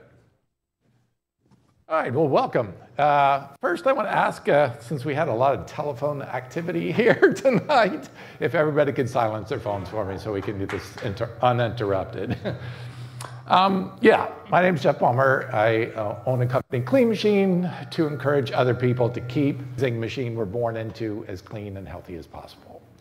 I went through a dramatic experience in my early 20s where I almost died. And the person that saved me, I felt so overwhelmingly thankful for. I dedicated the rest of my life to pursuing the best in nutrition possible to help other people live their best lives. That's why I formed the company. And this, over almost 40 years of experience in the natural products industry, led me to a lifelong search for what I believe is the most powerful anti-aging nutrient ever discovered. That's me on stage at 57 years of age. This is what the human body can do when you feed it the right nutrition. I was selected by Plant-Based News, the largest plant-based news organization in the world, as the number 40 most influential vegan in the world. So I'm happy to share results. I'm now 62, completely drug-free, and I can bench press 450 pounds. No steroids, no drugs, 100% drug-free right now. No medications, no nothing but food. You can do that too, right? Our body is designed to live genetically at least 120 years, 117 for men. Now, we're living 60, 70 years. There's not another species on this planet that doesn't live at least 80% of their natural lifespan, except for humans. And we think we're smart? So there are the two big groups that we normally think of, animals and plants, right? Plants are producers of nutrition. Animals are consumers of nutrition, right? Plants make all the nutrients that human beings need, with the exception of vitamin B12, which is made by bacteria. Animals don't make any of the nutrition. But there's a third group, mycelium. They are the unsung heroes of our entire planet. No terrestrial life on our land would be possible without mycelium. Mycelium first took on the land and then made the rock into soil, then held the soil through their networks so that plants were available to grow on land. This allowed animals to go on land.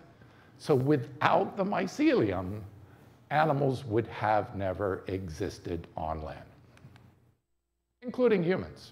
So what is mycelium? By show of hands, how many are familiar with the word mycelium? Okay, oh, actually, a pretty good amount. Because I get this like, what's mycelium? Mycelium is the root-like structure of mushrooms, and actually, the mushrooms are just the sex organ. They kind of look like that, too. But the mycelium network actually makes up about 95% of the entire organism. Yet we're just talking about that little 5% over there. Everybody knows mushrooms, right? Good for you. So mycelium have existed for 2.4 billion years. Now there's some estimates that go a little bit back and forth. But they have actually found a single living mycelium that they estimate to be over 2 million years old. Now, how the heck can an organism live for 2 million years?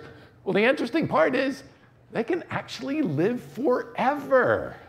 They do not have a natural lifespan because they are regenerative. They can heal and repair themselves so quickly and adapt to almost any environment so quickly they can survive indefinitely. The largest organism on this planet they found so far is in Oregon. They call it the humongous fungus. 3.5 miles wide, one single organism. They're the biggest, they're the oldest, they're the longest living, and there are 10 times as many fungi than all the plants in existence on this planet. They dominate this. They've lived here longer than almost every other species. They can last longer than any other species. Bigger, in many ways, they're stronger and even smarter. They can produce chemical cocktails. 60,000 different chemical enzymes can be produced by a single micellular organism. They can break down almost everything known. They eat radiation. They've got molds, which are mycelium, growing inside of nuclear power plants. They eat radiation. They can break down plastics. Any chemical that human beings have made, they can break it down with enzymes that they produce, and only they produce. No other plant, no other animal can do that. So why aren't we paying attention to these amazing organisms? This right here is one that I'm working on and will be available for everyone to use on a daily basis. It's called rhizomucor. It's been in use since the 1960s for cheese making, for wine making, for Asian foods, fermented foods, yogurts.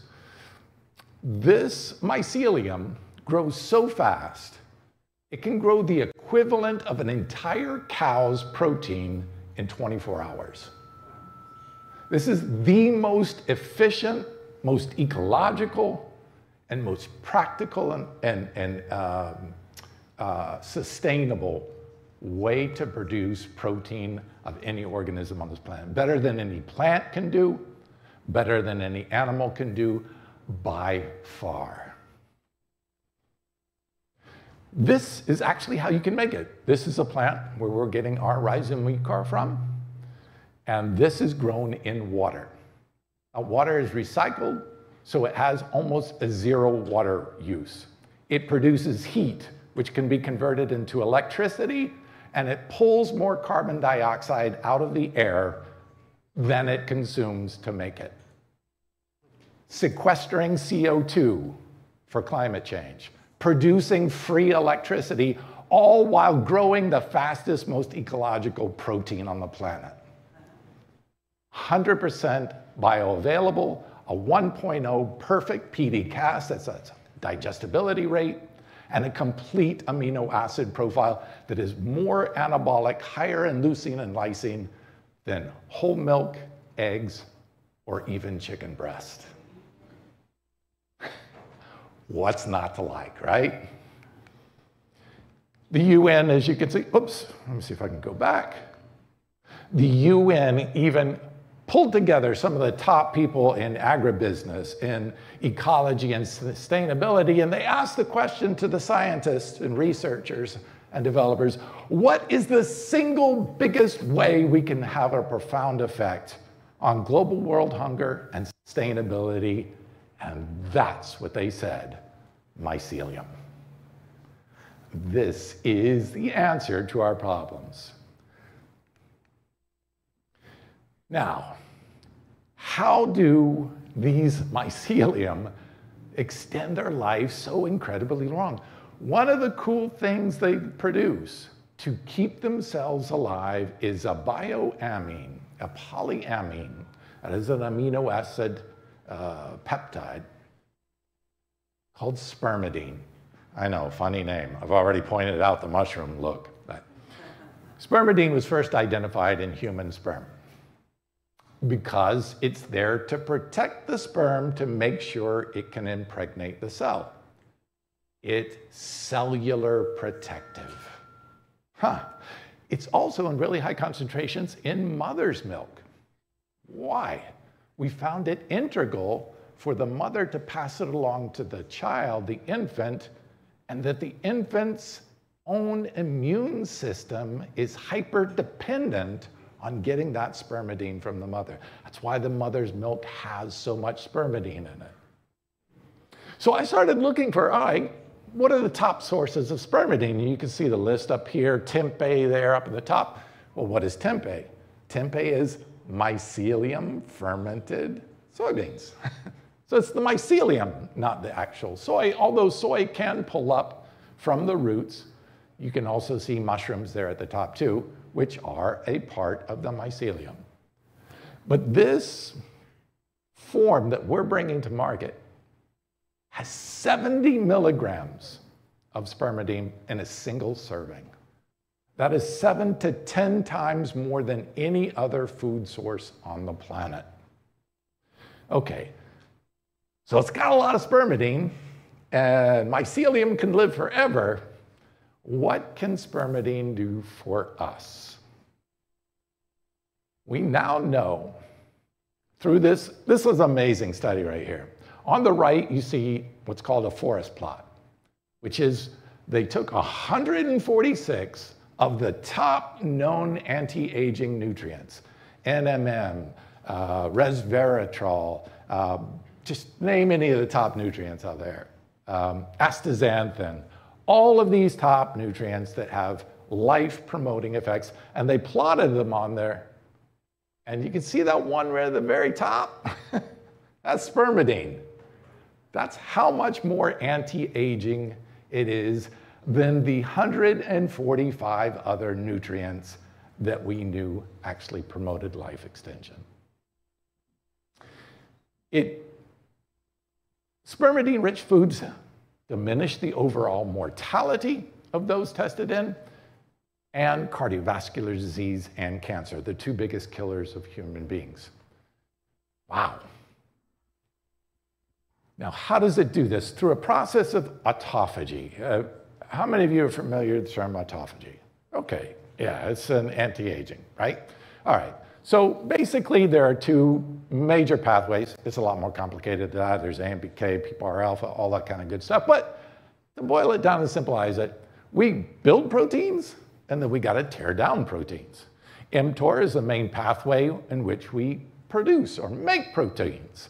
And autophagy is how we get rid of those proteins once they're busted, broken, damaged, in need of repair.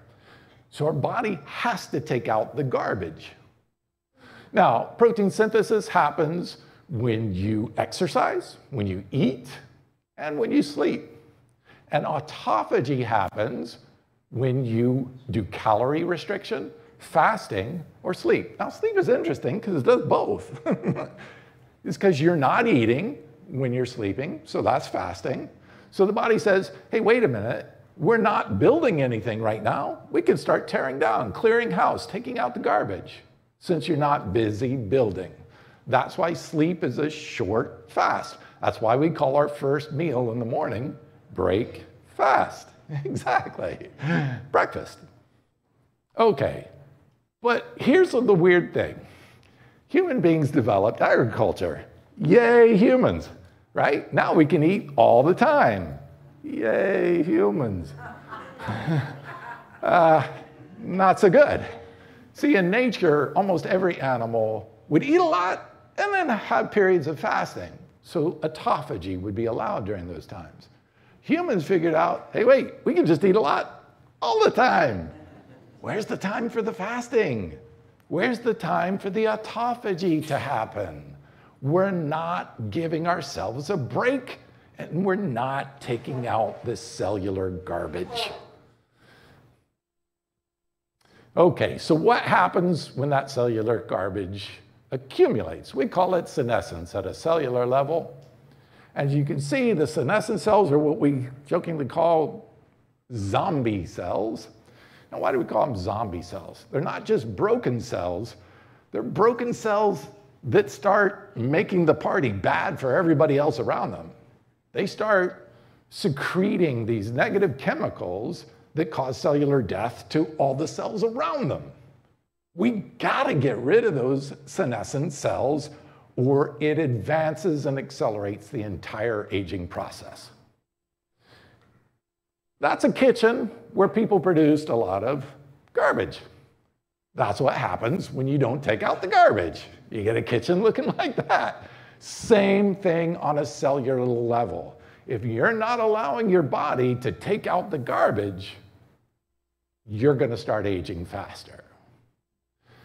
Now, the two ways we knew of, major ways, there's some other minor ways, two major ways we knew of to create or accelerate autophagy was through fasting or through a drug called rapamycin.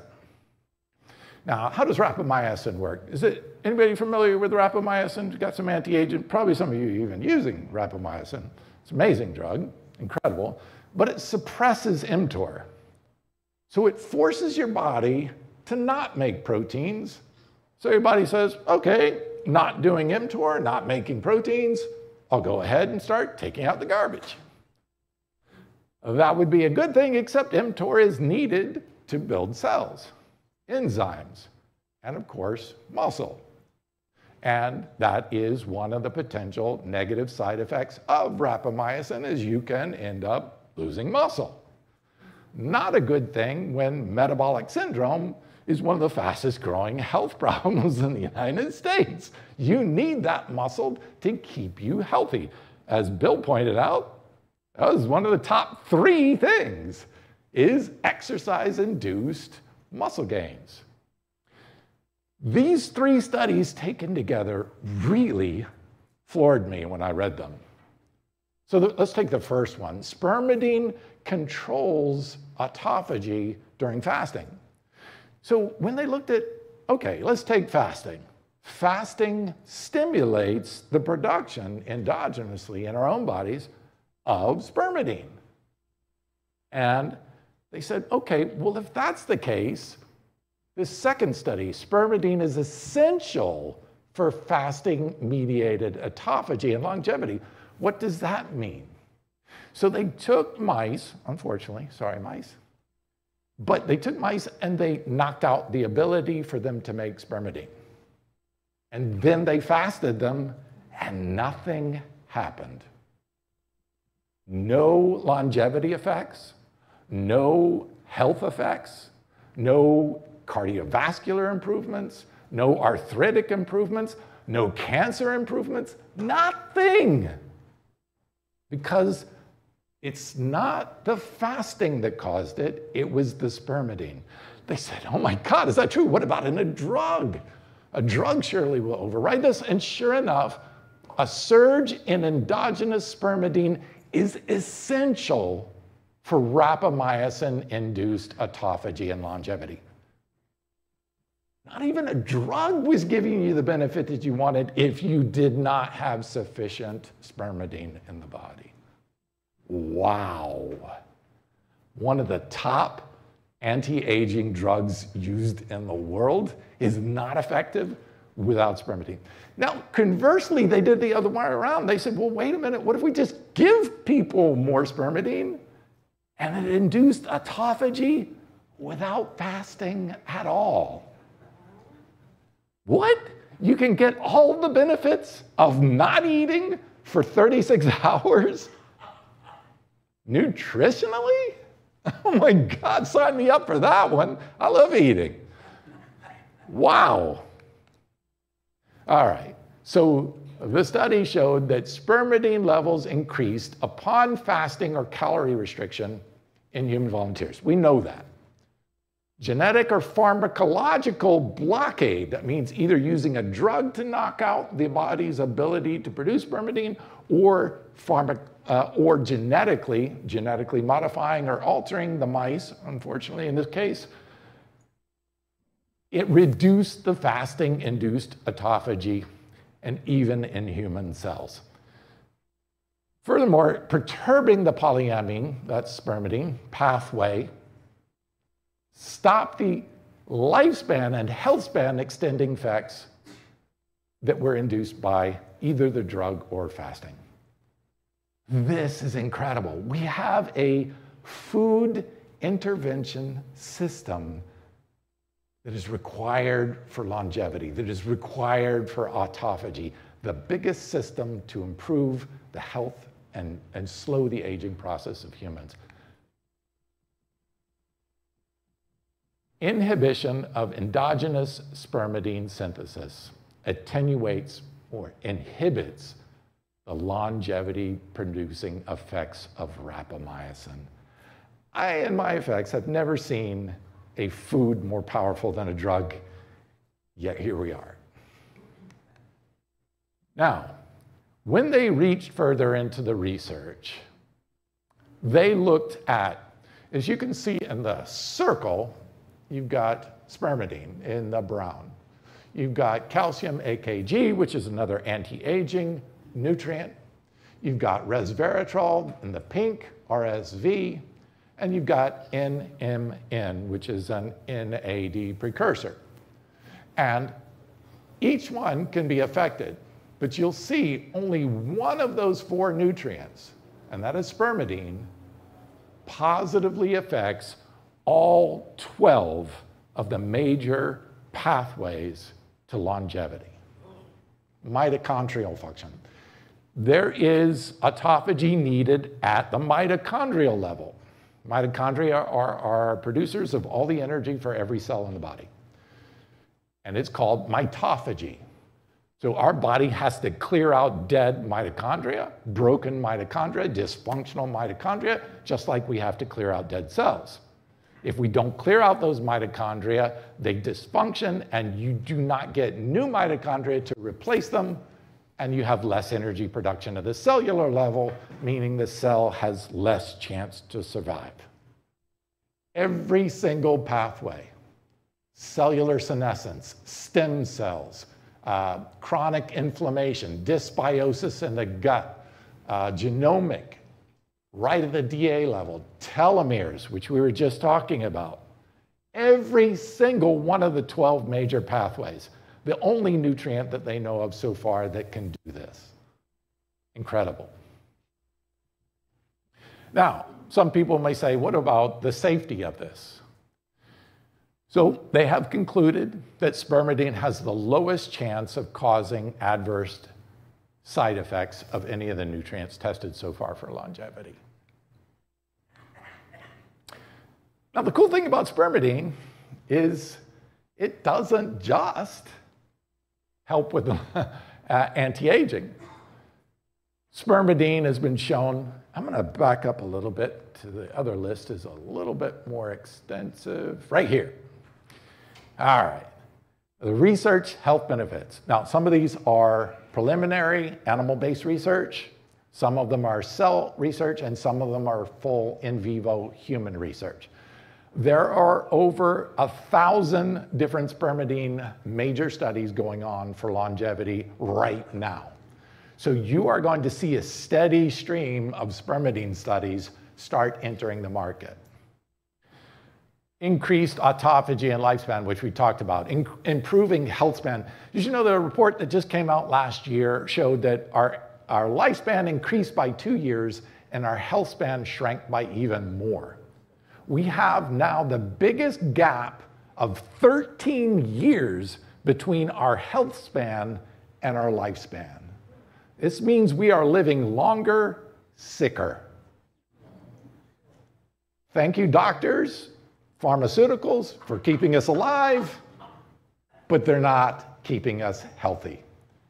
We need to change our food and what we put on our mouths and exercise more for sure.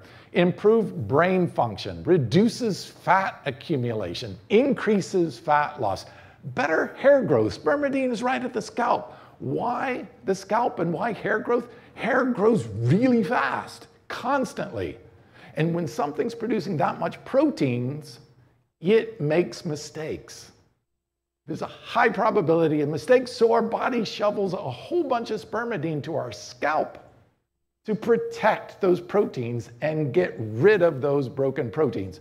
Those broken proteins cause our hair follicles to die, our hairs to shrink.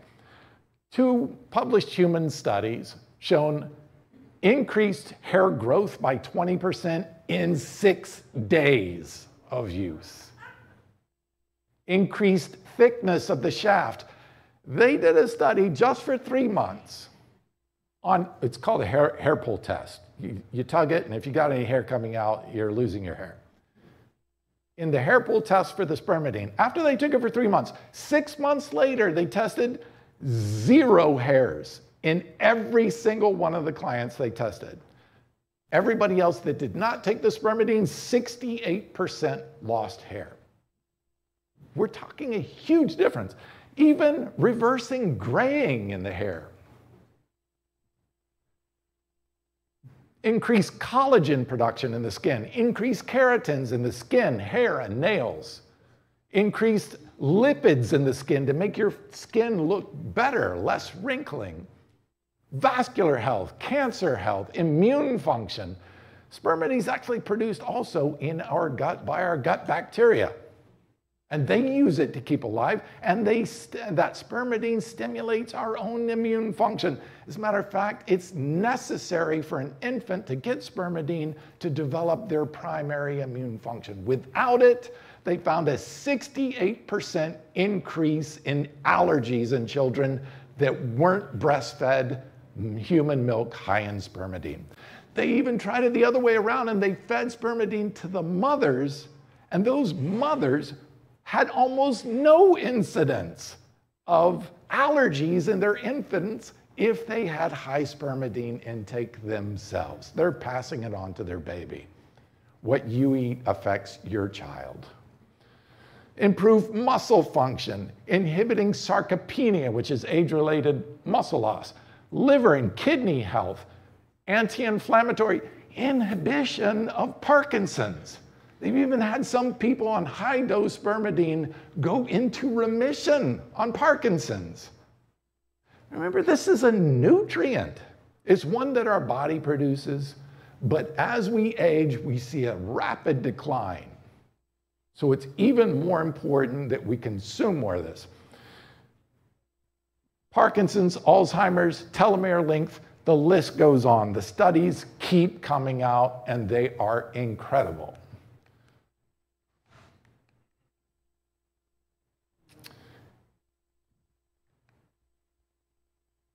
Mycelium protein is in itself 100% bioavailable, perfect PD-Cas. It's got prebiotic fibers, beta-glucans in it for immune. Chitosan and chitin binds to cholesterol, binds to triglycerides, binds to saturated fat and LDL, and pulls it out of the system, effectively lowering cholesterol, lowering triglycerides, lowering saturated fat levels, and it binds to PFAS. Anybody know what PFAS is? PFAS are called forever chemicals. They're chemicals that we make in plastics that once they get in your body can take up to 12 years to get out. They're one of the biggest triggers for cancer. And if you talk about this accelerated cancer rate, it's because we're exposed to these PFAS chemicals in everything. This chitosan fiber is not found in the plant kingdom. It's found in the animal kingdom, but only in shells or in insects. We generally don't eat crab shells or insects. Now you have a food source for chitosan. There's bioavailable that can remove toxic chemicals out of your body better than any known fiber they have tested, including beta-glucan right now. This is amazing. This is the health span I was talking about. We're now 13 years between the difference between our health span ending and our lifespan ending. Oh, covered a lot of science, a lot of big claims. I know some people are going to be skeptical. This is what they call a pleiotropic nutrient, meaning it positively affects almost everything. Now, that's a big marketing term. I hate overstated marketing terms, but I hope I showed you enough science that you go home and start Google searching spermidine and mycelium, because the effects are there for you. And within a couple months, I'll be able to share that with you in a very usable source that you can use every day. Thank you very much. All right, Jeff Palmer. Okay. Okay, great. Questions for you, Jeff? Just a few, if you don't mind. There we are. Okay. Fire away. Let me pass this here. Let me get right. By the way, this is my very first lecture on the subject that I've been working on for over a year. Thank you so much. Thank you so much for all your help. I have spermidine at home. It's in a powder form. When I asked the doctor, he didn't really know much about it. So I'm wondering, I want to make sure you get the proper spermidine from the right source rather than just anyone. Where would I get the best spermidine? That is a great question. So the science, they studied spermidine and supplementation. So spermidine can be made synthetically in a lab, all right? Spermidine can also be made in food. So the highest concentration of spermidine so far that they found is in general food is in wheat germ. But just a single serving of mycelium will produce 23 tablespoons worth of wheat germs spermidine.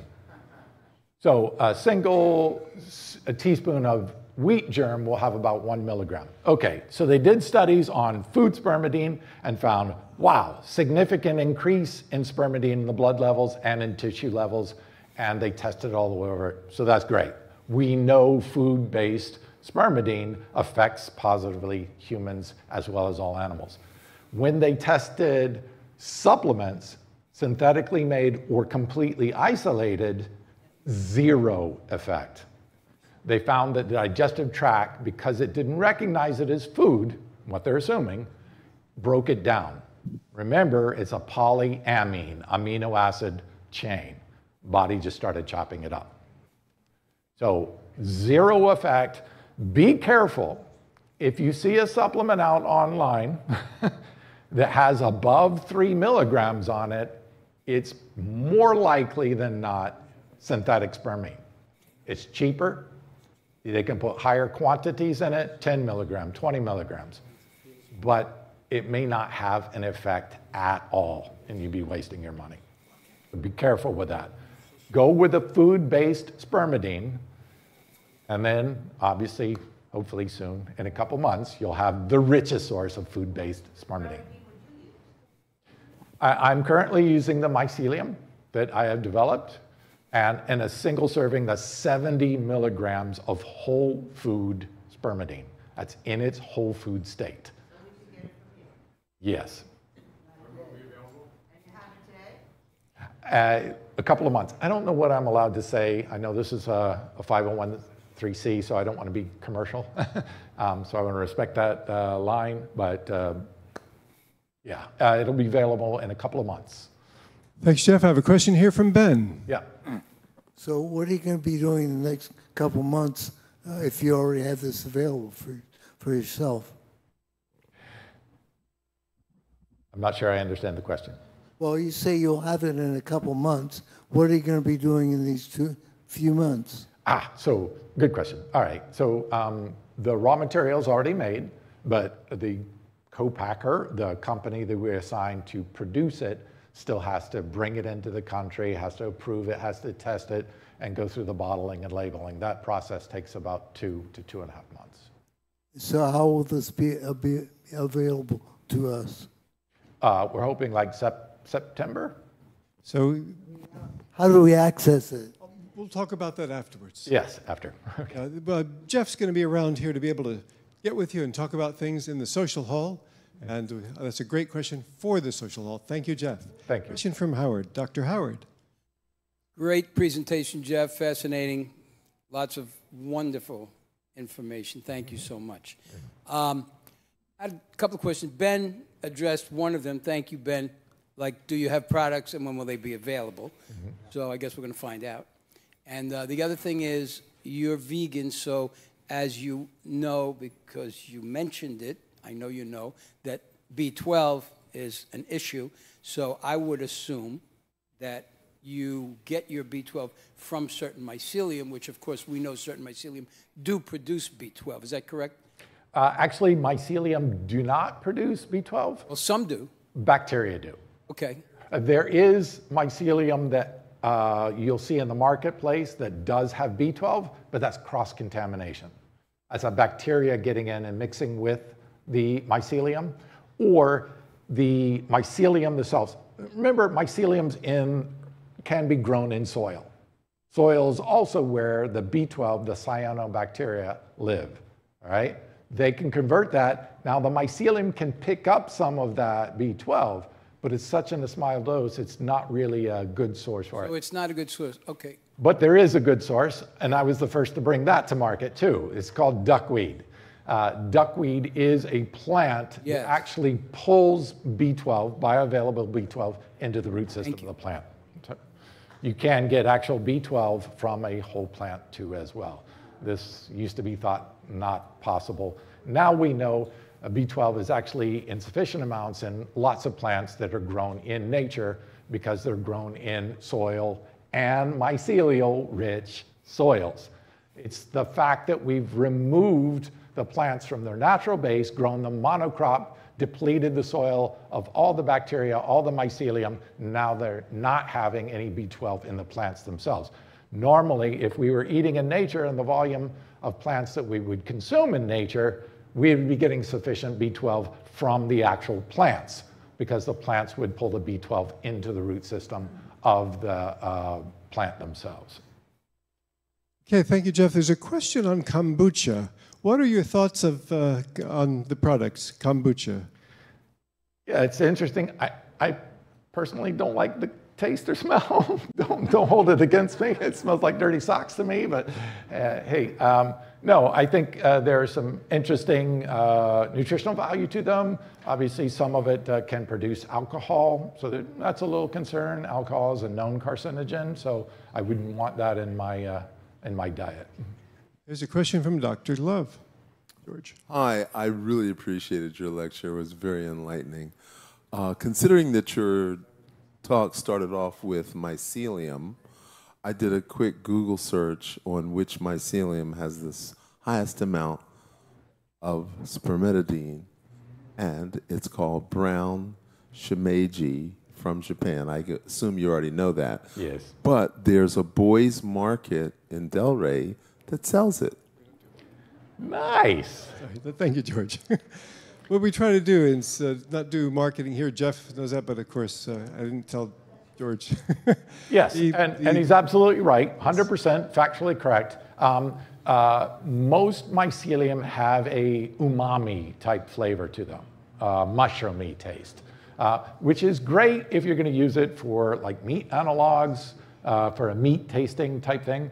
Not great if you're trying to make a strawberry shake out of it. So we found a specific strain of mycelium that has zero flavor to it at all. So you can mix it with anything, pancake mix, oatmeal, smoothies. You can mix it into plant-based milks, and it just has no flavor whatsoever. That's what I wanted to do. Make it accessible to everyone to add to anything, not worry about how it tastes. It is zero carb, one net carb technically, zero sugar, high in protein, and really high, 43% of your daily fiber in a single serving. Incredible stuff. Question from Anka. So my question was culinary indeed. So I'm very disappointed that it tastes like nothing.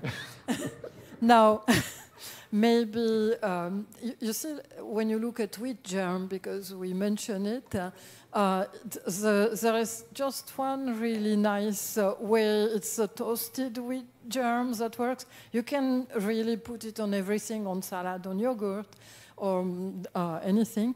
But still, I mean, it still has a little taste. It turns bad pretty easily if it gets humidity. So how about the mycelium? Oh, are you going to add vanilla into it? What are you going to do? Yeah, again, those are kind of commercial questions, so we can talk afterwards about that. But zero flavor in unflavored version. We'll also have chocolate and vanilla too, so people can mix it just like a regular shake. Protein shake like you would a whey protein or plant protein. I have a question over here, Devin. Hey, what about people who have histamine intolerance? Is there any intervention to interfere with the inhibition of the breakdown of histamine from the spermidine? Good question, and I'll be honest with you, I don't know. Sorry. There's a question from Ivan. Oh, hi, Jeff. I spoke to you on the phone earlier last week. Yes. Just a quick question. On the study that was done on hair, yes, or on any other studies that you mentioned, how many milligrams of spermidine were taken to effectuate the result, the positive result? Do you know? Yes. So it's interesting that most of the research has been done, and there's a wide variety of studies. You know, there's close to 1,400 studies already done on spermidine. Most of the studies have been 1 to 3 milligrams, and then a few in the 10 to 20 milligrams. That's it. That's what I'm saying. It's pretty interesting that they've used such a low dose and are still getting significant effects. Yeah. Now, there are two things going on here. One, humans, modern Americans per se, aren't eating enough vegetables, which is the main source, aren't eating enough mushrooms, which is the main source. You know, some people eat a little mushrooms on their salad or sauteed with something in a stir fry, but that's not a regular mainstay. Here's an interesting thing. Everybody's heard of the blue zones, right? Blue zones, everybody knows blue zones. All right. So in Italy, we're one of the top blue zones in Sardinia. They measured one of the highest spermidine rates, blood tested, of any population yet noticed. Now, is there a direct correlation between their high spermidine rates and their high longevity rates? I would say probably. Otherwise, that'd be too coincidental. But more research needs to be done to prove that out. Ladies and gentlemen, Jeff Palmer, give him a hand. Oh, thank you. So great to have you back. He was on a panel back at the old church in Hollywood. This was his first premier event here in Pompano Beach. It's been great to have you all here tonight. Next month is June 26th. June 26th on Zoom. Join us, be there or be square. It's always the last Thursday of the month unless we notify you by newsletter or you notice on our website we've had to change it for whatever reason, but typically it's the last Thursday of the month. November, December are different, and sometimes we have a speaker that is, well, I'll tell you about it. But follow the calendar for all of the things going on all around the world on super longevity events. At Perpetual Life, we have a calendar capturing all these events so you can know all about them. Chef Alina has a wonderful buffet for you tonight in honor of our 3 speakers. Dr. Mitch had to get back. He'd left the building. I do have his contact. If you want Dr. Mitch's contact, I'm happy to get you that information. Thank you, Bill, and thank you, Jeff, and Dr. Mitch, who might be watching online. Thank you all. We'll see you online next month.